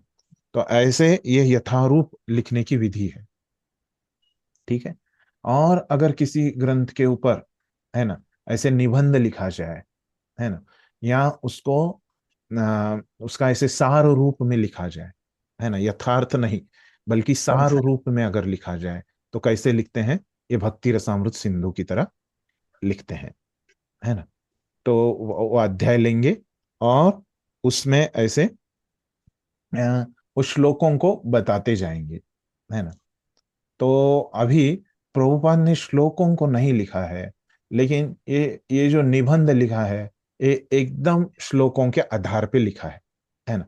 तो पहले हम 10 श्लोकों में मैं आपको दिखाऊंगा, एक भक्ति रसामृत सिंधु का एक श्लोक दिखाऊंगा, और उस श्लोक के आधार पे प्रभुपाद ने कैसे लिखा है ये मैं आपको दिखाऊंगा। उनके निबंध में प्रभुपाद ने जो निबंध लिखा है वो एकदम से ऐसे अलग से नहीं लिखा है ना, उसमें श्लोकों को दृष्टिकोण में रख के ही, है ना, लिखा है। हाँ, ऐसे नहीं कि पूरा अलग लिखा है। तो पहले 10 श्लोकों में मैं आपको पूरा दिखा दूंगा, है ना, फिर बाद में क्या बताऊंगा, मैं श्लोक नहीं बताऊंगा, बस श्लोकों का नंबर बताऊंगा। और सभी श्लोक भक्ति रसामृत सिंधु के मैंने आपको व्हाट्सएप में भेज दिए हैं, आगे से आप खुद देख लीजिए, है ना। पहले 10 श्लोकों में ही मैं आपको दिखाऊंगा, क्योंकि वो क्या है कि वो एक्स्ट्रा है ना, वो अपने विषय में नहीं है ना, फिर भी मैं भक्तों को अच्छे से समझ आ जाए इसलिए मैं दिखा देता हूँ। जो इच्छुक भक्त है, जो गहराई में अभ्यास करना चाहते हैं, वो उनके लिए है। ठीक है जी प्रभु जी। ठीक। तो ऐसे ये किताबों के बारे में हो गए। यहाँ तक अभी किसी को कुछ प्रश्न है जो समझा नहीं, ऐसे कोई है? हरे कृष्णा प्रभु जी, ये रसामृत वर्ड क्यों यूज किया गया प्रभु जी, शब्द जो है रसामृत? जी जी जी। तो ऐसे कहीं पे बताया नहीं गया है ना, लेकिन ऐसे भक्त लोग कहते हैं कि इसके पीछे तर्क ऐसे है कि ये जो भक्ति है ये बहुत कितना भी आप भक्ति करो इसका कोई अंत नहीं है ना। ये जो शुद्ध भक्ति है ना, तो ये कितनी भी गहराई में आप जा सकते हैं, है ना। जब ये बड़े बड़े भक्त हैं, है ना, तो अभी हमने एक रूप गोस्वामी का महिमा देखा आज के अभ्यास के शुरू में, है ना। कहाँ से देखा हमने, कौन से ग्रंथ में देखा वो महिमा? हाँ, चैतन्य चरितामृत से। जी जी जी, चैतन्य चरितामृत से, है ना। वो ग्रंथ किसने लिखा है? कबीरा। हाँ, नहीं, वो थे कृष्णदास कविराज कृष्णदास कविराज गोस्वामी, है ना। तो इतने वो महान भक्त है, देखिए, है ना। उन्होंने चैतन्य महाप्रभु का संग किया, है ना, और उनके बारे में डायरेक्ट श्रवण किया, है ना, गोस्वामियों से, और उन्होंने ये ग्रंथ लिखा उनकी लीलाओं के बारे में, है ना। तो वो क्या सोच रहे हैं खुद के बारे में, वो क्या सोचते हैं कि मैं अच्छा भक्त नहीं हूं, है ना। जैसे ये जो प्राणी होते हैं, है ना, तो उनकी जो विष्ठा होती है ना, तो वो जो प्राणियों की विष्ठा है उसमें कीड़े होते हैं, है ना। तो मैं वो कीड़े की तरह मैं व्यक्ति हूं, ऐसे वो खुद को समझते हैं, है ना। वो समझते हैं कि पूरी शरीर विष्ठा, है ना, कीट, है ना, मतलब एक जो विष्ठा रहती है प्राणियों की, उसमें से मैं एक कीटक हूं, ऐसे उनकी नम्रता रहती है ना। तो मतलब ये उदाहरण मैंने क्यों दिया, क्योंकि आपका जो प्रश्न था कि ये जो भक्ति है, इसमें आप कितनी भी ये भक्ति करो, है ना, इसमें वो भक्त जितना वो आगे सोच जाता है, ये भक्ति की गहराई में जाता है, तो उसको लगता है कि मैं कुछ भी भक्ति नहीं करता, है ना, मुझे और ज्यादा शक्ति से और ज्यादा अच्छे से मैं भक्ति कर सकता था। ऐसे जो सच में भक्ति कर रहे हैं, है ना, गहराई में भक्ति कर रहे हैं, तो उनको ऐसे लगते रहता है कि और मुझे प्राप्त करने के लिए और बहुत सारी चीजें हैं, और मैं अभी तक भक्तों के गुण मैंने खुद में उतारे नहीं है ना। तो और मुझे बहुत वहां पे क्या है, वहां पे अवसर है भक्ति में और गहराई में जाने का, है ना। ऐसे एक भक्त सोचते रहता है, शुद्ध भक्त जो है ना। तो इसीलिए क्या बोलते हैं, ये भक्ति का कुछ अंत नहीं, है ना। तो ऐसे ये बताने के लिए क्या है कि सागर, है ना, ये अभी भक्ति तो हमको कुछ पता नहीं, है ना, तो अभी तो हम सीख रहे हैं भक्ति के बारे में। तो सागर हमको पता है ना, समुंदर हमको इस आंखों से दिखता है ना। तो ये समुंदर में अभी तक आपने सुना है क्या किसी ने समुंदर तैर के पार किया? आपने सुना क्या प्रभु जी? नहीं ना, है ना। तो ये समुंदर का भी कोई अंत नहीं रहता, है ना, जैसे भक्ति का कुछ अंत नहीं रहता, है ना। जिसको कोई पार, भक्त को हमेशा लगता है कि मैंने भक्ति का समुंदर पार ही नहीं किया, है ना। तो वैसे भी ये जो समुंदर है, तैरने वाले व्यक्ति को क्या लगते रहता है कि ये समुंदर कभी पार ही नहीं होता, है ना। तो यहाँ पे वो भक्ति की जो महानता है, उसको यहाँ पे तुलना की गई है, उपमा दी है, किसकी? समुंदर की, है ना। तो भक्ति को कैसे समझा है कि एक सिंधु की तरह समझा है। सिंधु मतलब क्या? समुंदर, सागर, है ना। तो जैसे सिंधु का भी कुछ अंत नहीं होता, तो वैसे ये भक्ति का भी कुछ अंत नहीं होता, है ना। जितना आप ये समुंदर में जाओगे, तैरोगे, तो और उसका अंत कभी आएगा ही नहीं, है ना। तो वैसे ही भक्ति में जितना आप जाओगे, भक्ति का अभ्यास करोगे, तो उसका कुछ अंत आएगा नहीं, है ना। तो इसीलिए यहाँ पे अपने आचार्य बताते हैं कि ऐसे भक्ति रसामृत सिंधु, क्योंकि ये मैंने किताब का विषय क्या बताया, ये किताब में पूरा भक्ति के बारे में बताया है ना। तो उनको जब ग्रंथ को नाम देने का समय आया, तो उनको भक्ति ऐसे नाम देने की जगह एक उन्होंने काव्यात्मक शैली से एक उपमा अलंकार इस्तेमाल करके उस वहां पे क्या नाम दिया है? भक्ति रसामृत सिंधु। हाँ, तो उससे हमको बोध, ऐसे कहाँ पे उल्लेखित किया नहीं है, लेकिन भक्त लोग ऐसे बताते हैं। रूप गोस्वामी ने कहीं ऐसे बताया नहीं कि इसके कारण मैंने इस ग्रंथ को ऐसे नाम दिया, है ना। ये उन्होंने कहीं लिख के नहीं रखा है, अपने आचार्यों ने इसके बारे में नहीं बताया, लेकिन ये मैंने एक समझ बताई आपको, ठीक है। ये कारण हो सकता है कि इसकी वजह से उन्होंने नाम दिया, हो सकता है। क्या नाम? इस ग्रंथ को भक्ति रसामृत सिंधु, इस प्रकार का नाम उन्होंने, ये हो सकता है, ये संभावित कारण है। ठीक है प्रभु जी, स्पष्ट है? यही था ना आपका प्रश्न? हरे कृष्णा, किसने पूछा था ये प्रश्न? ठीक है, वो नहीं है प्रभु जी शायद। हाँ, नहीं नहीं है, हूँ प्रभु जी। ठीक है, अनम्यूट नहीं कर पा रहा था। जी ठीक जी, है, समझ में आ गया प्रभु जी। हाँ ठीक है। अंशु प्रभु का कुछ प्रश्न है? हाँ पूछिए प्रभु जी।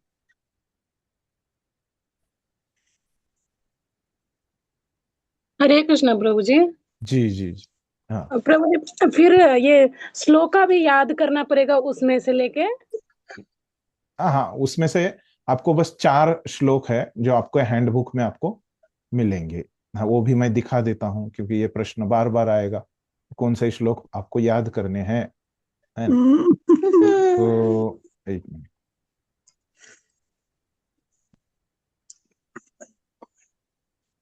और किसी प्रभु जी ने कल भी बोला था कि श्लोकों का उच्चारण कर लीजिए, तो एक बार उसका उच्चारण भी कर लेते हैं, है ना, तो वो भी हो जाएगा। एक मिनट, हैंडबुक ओपन कर रहा हूँ, तो 1 मिनट दीजिए बस।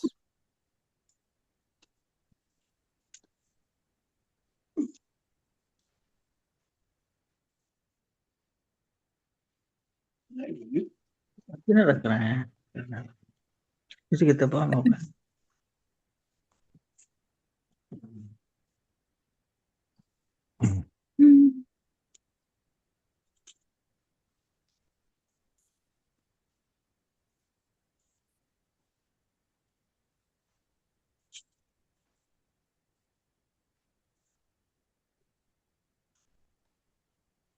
जी, यहाँ पे शेयर करता हूँ मैं। यहाँ पे दिख रहा है अभी हैंडबुक, सबको दिख रहा है? जी प्रभु जी।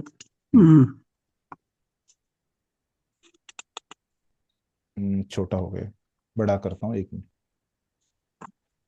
अभी स्पष्ट दिख रहा है? जी प्रभु जी।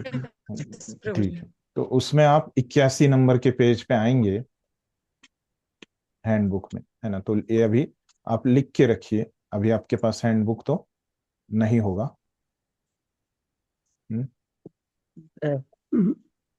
जी, आप वो लिख के रखिए कि आपको कहाँ पे जाना है, ये कहाँ पे जाना है आपको, कोई बताइए।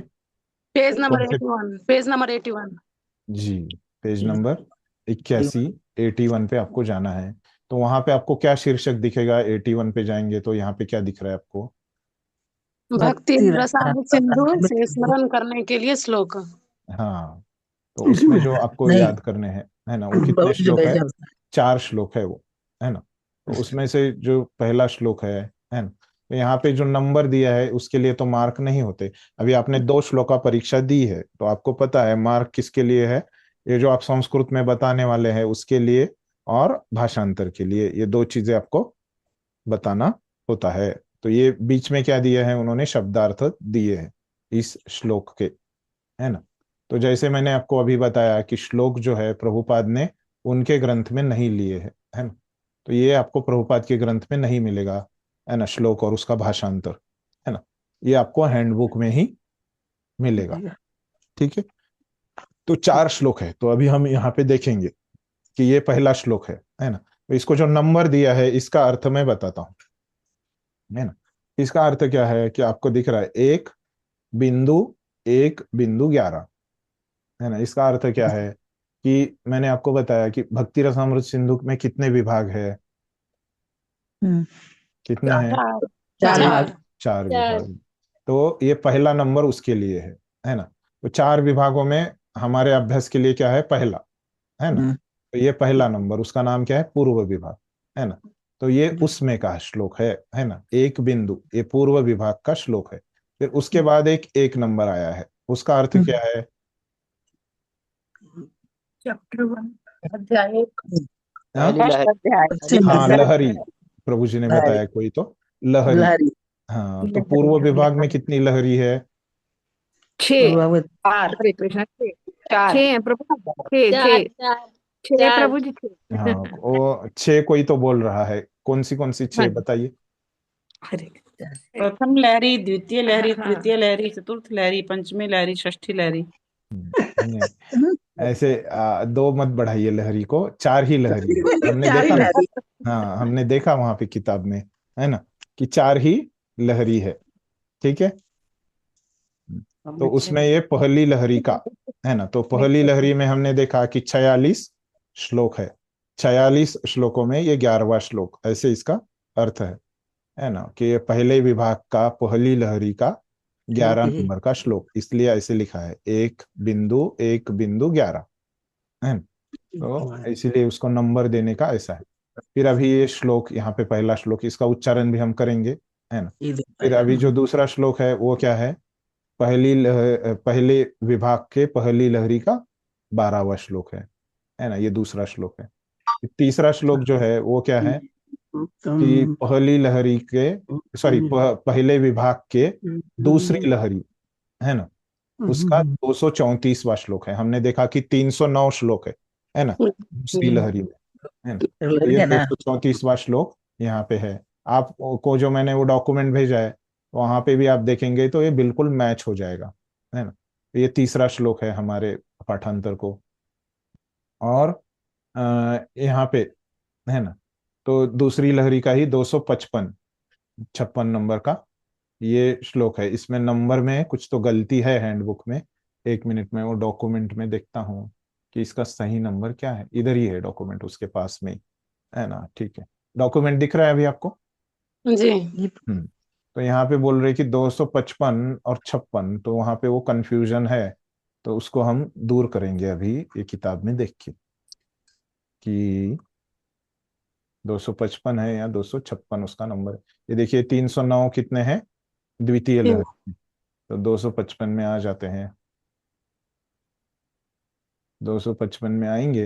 हाँ, तो क्या है, अनासक्तस्य विषयान यथार्हम उपयुञ्जतः, दिख रहा है यहाँ पे सबको। जी प्रभु। निर्बंध कृष्ण संबंधे युक्तम वैराग्यम उच्यते, तो इसका नंबर क्या है 255 है ना। तो यहाँ पे कितना बता रहे हैं, इतना ही श्लोक है, तो ये -6 बता रहे हैं, तो ये गलत है ना, इसको काट दीजिए। ठीक है, ये गलती से आपकी हैंडबुक में यहाँ पे हो गया है, इसको आप काट दीजिए। ठीक है, इसको आपको काटना है। ठीक है, कट कर दिया इसको, ऐसे इसको समझ लीजिए। मैंने भी काट दिया, देखिए मेरे इस। ठीक है,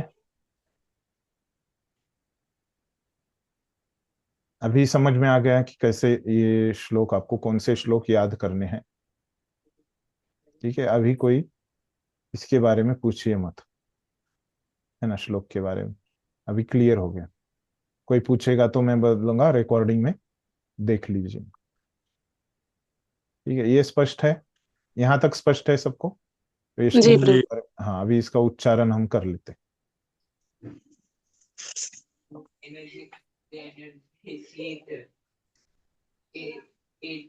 ठीक है, हाँ, तो पहला श्लोक है,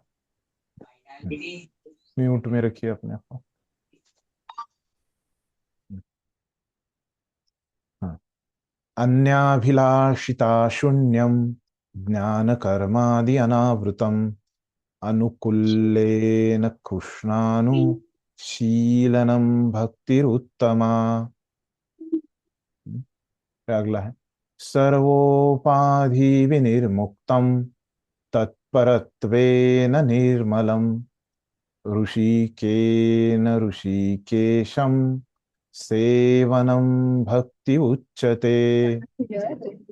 अतः श्री कृष्ण नामादि न भक्तिग्राह्यम् इंद्रियैः सेवोन्मुखे हि जिह्वादौ स्वयं एव स्फुरति अधः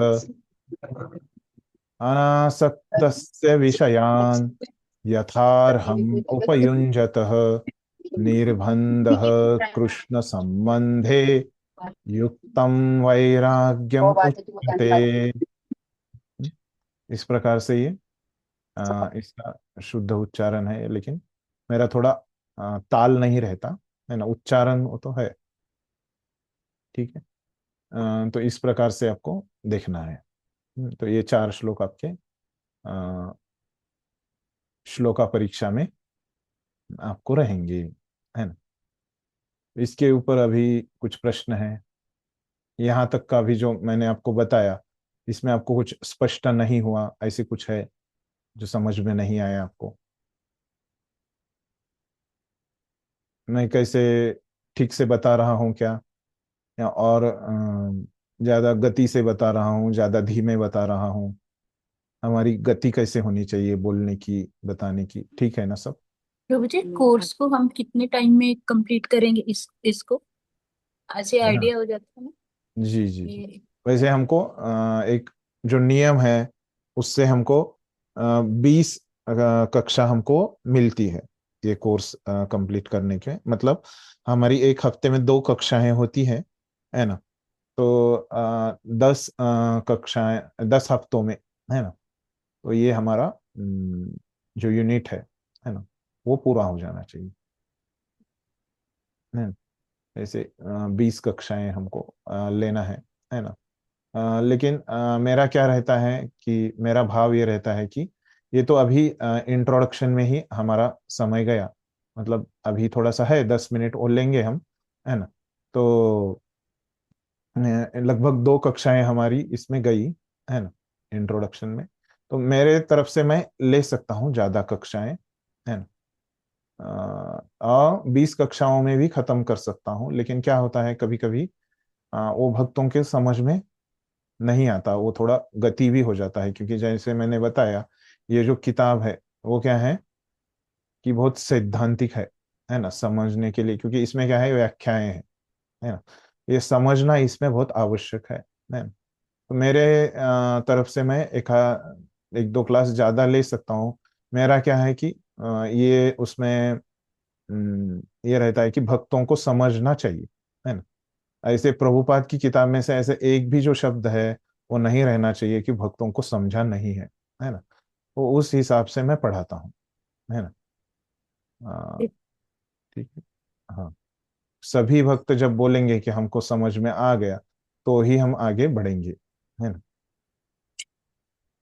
ठीक है, ऐसे मेरा भाव ये रहता है ना। और अपना नियम जो है कि 20 कक्षा लेने का ऐसे है। ठीक है। प्रभु जी हरे कृष्णा, धर्म प्रणाम। प्रभु हाँ जी हाँ, इतने बड़े बड़े श्लोक याद करने पड़ेंगे? नहीं अभी आपको बताया ना कि 4 लाइन के ही श्लोक थे ना सभी, जैसे आपको गीता में थे उतनी ही साइज है श्लोकों की, बराबर है ना। आपको लेकिन बड़े लगे क्या लेकिन गीता के श्लोक से, ये श्लोक बड़े लगे आपको? जी सर, प्रभु जी इसके हाँ, वर्ड कितने बड़े बड़े हैं। बड़े बड़े वर्ड है। कौन सा वर्ड मतलब आपको बड़ा लगा? सारे वर्ड बड़े हैं। कौन से? 1 मिनट दिखाता हूँ फिर से। आपको समझा क्या कौन से आपको श्लोक याद करने हैं, वो समझा क्या आपको? ये देखिए नहीं यहाँ पे समझा। दिख रहा है आपको, जी प्रभु जी। ये जो श्लोक है, इतने ही श्लोक है गीता के आपके, अभी जो आपने याद किया, है ना। जी तो वो उतने ही श्लोक है। कौन सा? पहले ही आपको इससे बड़े बड़े श्लोक हो गए हैं गीता में। प्रभु जी वो देख के डर लगता है, वो 4 4 लाइन का याद कैसे होगा? ये आपका पहले 2 यूनिट आपने दिए नहीं क्या? दिए प्रभु जी, वो तो छोटे छोटे थे, याद हो जाते थे। कैसे छोटे छोटे? अभी देखिए मैं गीता का यहाँ पे आपको दिखाता हूँ श्लोक। यहाँ पे जी गीता के जितने श्लोक है उतने ही है ये, ऐसे नहीं कि वो मैंने अपने मर्जी से वो श्लोक रखे हैं। आपके हैंडबुक में क्या है वो देखिए। अभी हमने देखा कि ये देखिए गीता का हमने ये श्लोक देखा, तो ये देखिए योगी नाम अपि सर्वेशाम, है ना। जी तो कितने शब्द है इसमें? योगी में 2 है, नाम अपि में 3 है, 5, सर्वेशाम में 3, 8, है ना। और मदगते ना, है ना, ये 4, 12। और अंतरात्मना 16 शब्द एक लाइन में है। और दूसरी लाइन जी में कितने हैं? उसमें भी 16 ही होंगे, 3 और 3 6, है ना। 6 यहाँ पे हो गए, 6 10, है ना। 10 और यहाँ पे 4 14 और 2 16। और यहाँ पे अभी आई है, यहाँ पे कितने हैं? सर्वोपाधि में 4 है, विनिर्मुक्तम में 4 है ना। कितने हो गए? 4 और 4 8, है ना। तत्परत्वेन, तो कितने हो गए तत्परत्वेन में? 2 6 हो गए, है ना। और निर्मलम इसमें 3, 9 हो गए, है ना। और ऋषिकेश में 4 हो गए, यहाँ पे ऋषिकेश 8 हो गए। सेवनम भक्ति उच्चते, है ना, इसमें कितने हैं? 8 है। तो यहाँ पे बस दूसरी लाइन जो है उसमें 9 अक्षर है ना। तो जी गीता में प्रभु जो जी। अपने श्लोक याद किए थे उसमें कितने थे? 8 8 8, है ना, 32 अक्षर थे। और इसमें कितने हो गए? 33 अक्षर। तो एक अक्षर से कैसे आपका श्लोक बड़ा हो गया? प्रभु जी वो गीता वाले जाने पहचाने थे, ये हाँ, तो वो बिल्कुल ही आप उसको बयान कर रोज दिया। बोलिए ना, फिर ये भी जाने पहचाने होंगे।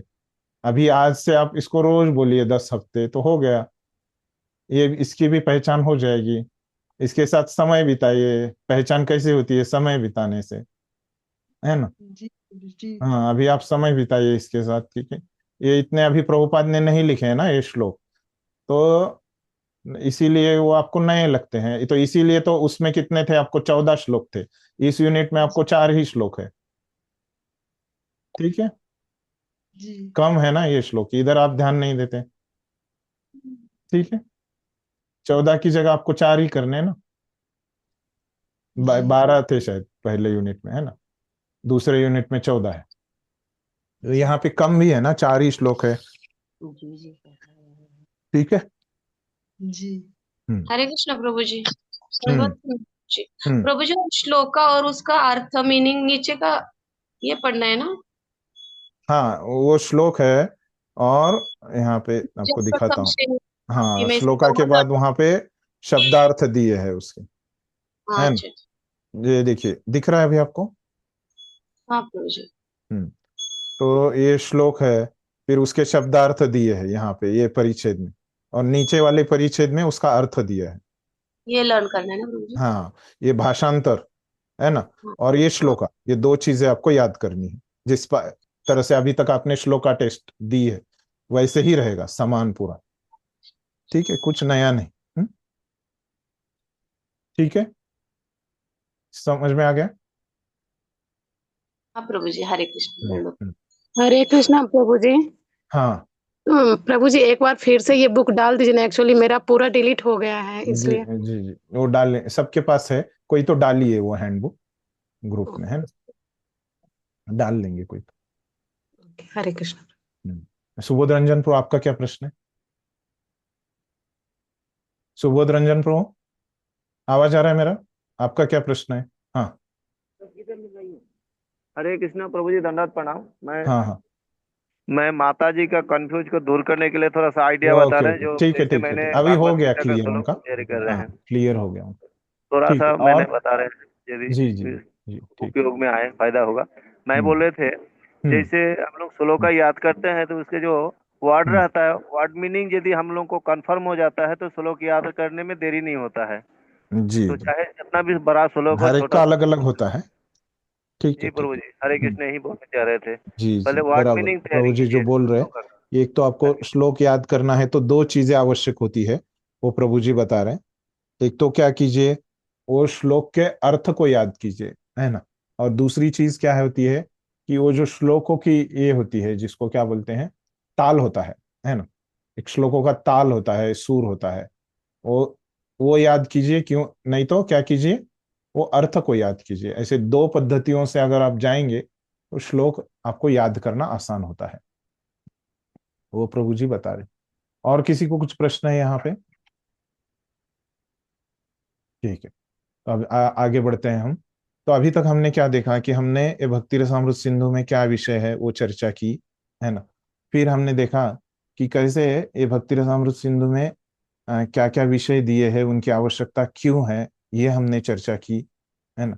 और ये जो रूप गोस्वामी है ना, उन्होंने किस तरह से ये भक्ति रसामृत सिंधु, जो मूल भक्ति रसामृत सिंधु लिखा है, वो हमने विस्तार से देखा।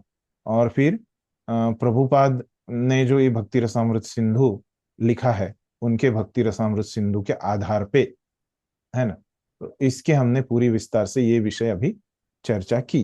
तो अभी हम प्रभुपाद के इस भक्ति रसामृत सिंधु जो ग्रंथ है ना, उसमें हम प्रवेश करते हैं। तो हमने देखा कि अभी जब हम इसमें प्रवेश करने जा रहे हैं, है ना, तो हमने देखा कि तो प्रभुपाद ने जो नाम दिया है अपनी किताब भक्ति रसामृत सिंधु, इस ग्रंथ को क्या दिया है? नेक्टर ऑफ डिवोशन, हमने देखा ये मूल नाम है ना। तो हमने देखा कि अभी प्रभुपाद के पास थोड़ा कम समय था, तो उन्होंने यथारूप लिखने की जगह ये ऐसे एक निबंध के रूप में, एक सार के रूप में ये ग्रंथ लिखा है। तो ऐसे करना गलत है क्या, ऐसे किसी को लग सकता है ना। तो प्रभुपाद ने यथारूप क्यों नहीं लिखा, है ना। यथारूप लिखना चाहिए था अपने आचार्य की किताब, ऐसे भी किसी के मन में प्रश्न आएगा, है ना। तो ये यथारूप न लिखते हुए प्रभुपाद ने इसको सार रूप क्यों लिखा? ये हर एक जो सार रूप लिखा है, यथारूप लिखा है ना, तो इसके अलग अलग फायदे हैं। तो दोनों भी अपने अपनी जगह पे सही है ना। जो सार रूप लिखना है, यथारूप लिखना है ना। तो अभी प्रभुपाद ने जो सार रूप लिखा, क्योंकि किस तरह से उन्होंने चुना कि प्रभुपाद के पास कितना समय है ना, ये किताब लिखने के लिए, है ना, वो ध्यान में रखते हुए, है ना। और इस हिसाब से प्रभुपाद ने ऐसे चुना है ना, कि सार रूप से लिखा जाए, कि कम से कम भक्तों को मैं क्या बता सकूं, जो महत्वपूर्ण चीजें हैं वो मैं बता सकूं, है ना। इस भाव से, ये भाव है प्रभुपाद का, है ना। ऐसे नहीं कि प्रभुपाद नहीं चाहते थे कि हम ये ग्रंथ यथारूप पढ़े, है ना, इसके श्लोक हम नहीं पढ़े, है ना। ऐसे किसी को लगता है। अभी मैंने क्या किया, रूप गोस्वामी ने जो श्लोक लिखे हैं वो आपको भेजे, है ना। तो कोई अगर सोचेगा अरे प्रभुपाद ने ये श्लोक नहीं दिए तो हम क्यों पढ़े, है ना, ऐसे भी कोई सोच सकता है। तो ऐसे प्रभुपाद का भाव नहीं था, है ना। तो प्रभुपाद का भाव क्या था कि मेरे पास अभी समय कम है ना। तो ये कम समय में ये महत्वपूर्ण चीजें ही मैं भक्तों को बता सकता हूँ, है ना।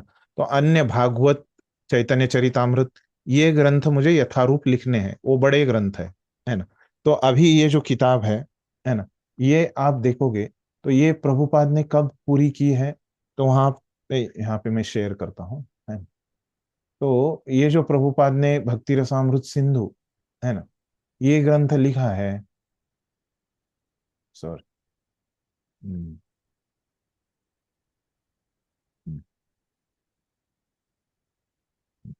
तो यहाँ पे आप देखोगे ये, तो यहाँ पे जब भूमिका लिखते हैं प्रभुपाद, उससे पहले ही, वो इसमें नहीं है शायद। तो जिनके पास इसकी हार्ड कॉपी है, यहाँ पे नहीं है, वो सॉफ्ट कॉपी में नहीं है। जिनके पास ये किताब की ऐसे किताब है, यहाँ पे नहीं दिख रहा है, जो हार्ड कॉपी बोलते हैं हम, है ना, उसका प्रिंटिंग वाला जो बीबीटी वाला किताब है ना, तो उसमें एक आमुख करके है ना। वो आमुख भी एक्चुअली पढ़ना चाहिए, इसमें नहीं है सॉफ्ट कॉपी में, हम किताब से पढ़ेंगे वो, है ना। जी प्रभु जी, ये तो है ये जो जैसे आमुख है, तो उसके अंत में आप देखेंगे तो प्रभुपाद ने ये कब पूरा किया। तो ये जो किताब है प्रभुपाद ने पूरा किया 1970 में। वहां पे आपको दिखेगा कि 13 अप्रैल 1970 में इस्कॉन हेडक्वार्टर्स, है ना, कैलिफोर्निया, लॉस एंजलिस, है ना, ये जगह, देश का नाम है कैलिफोर्निया, लॉस एंजलिस जगह का नाम। तो यहाँ पे प्रभुपाद ने ये किताब प्रकाशित की है, वहां पे पूरी पूरी की है, 13 अप्रैल, है ना, 1970 में, है ना।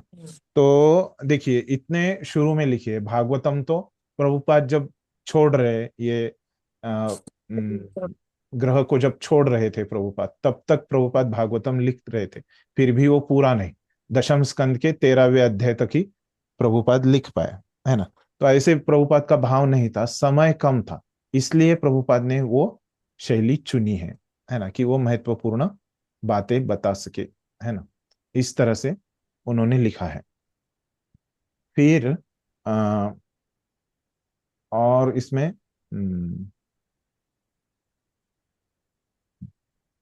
तो ये प्रभुपाद का भाव था, है ना। ये प्रश्न आ सकता है, ठीक है।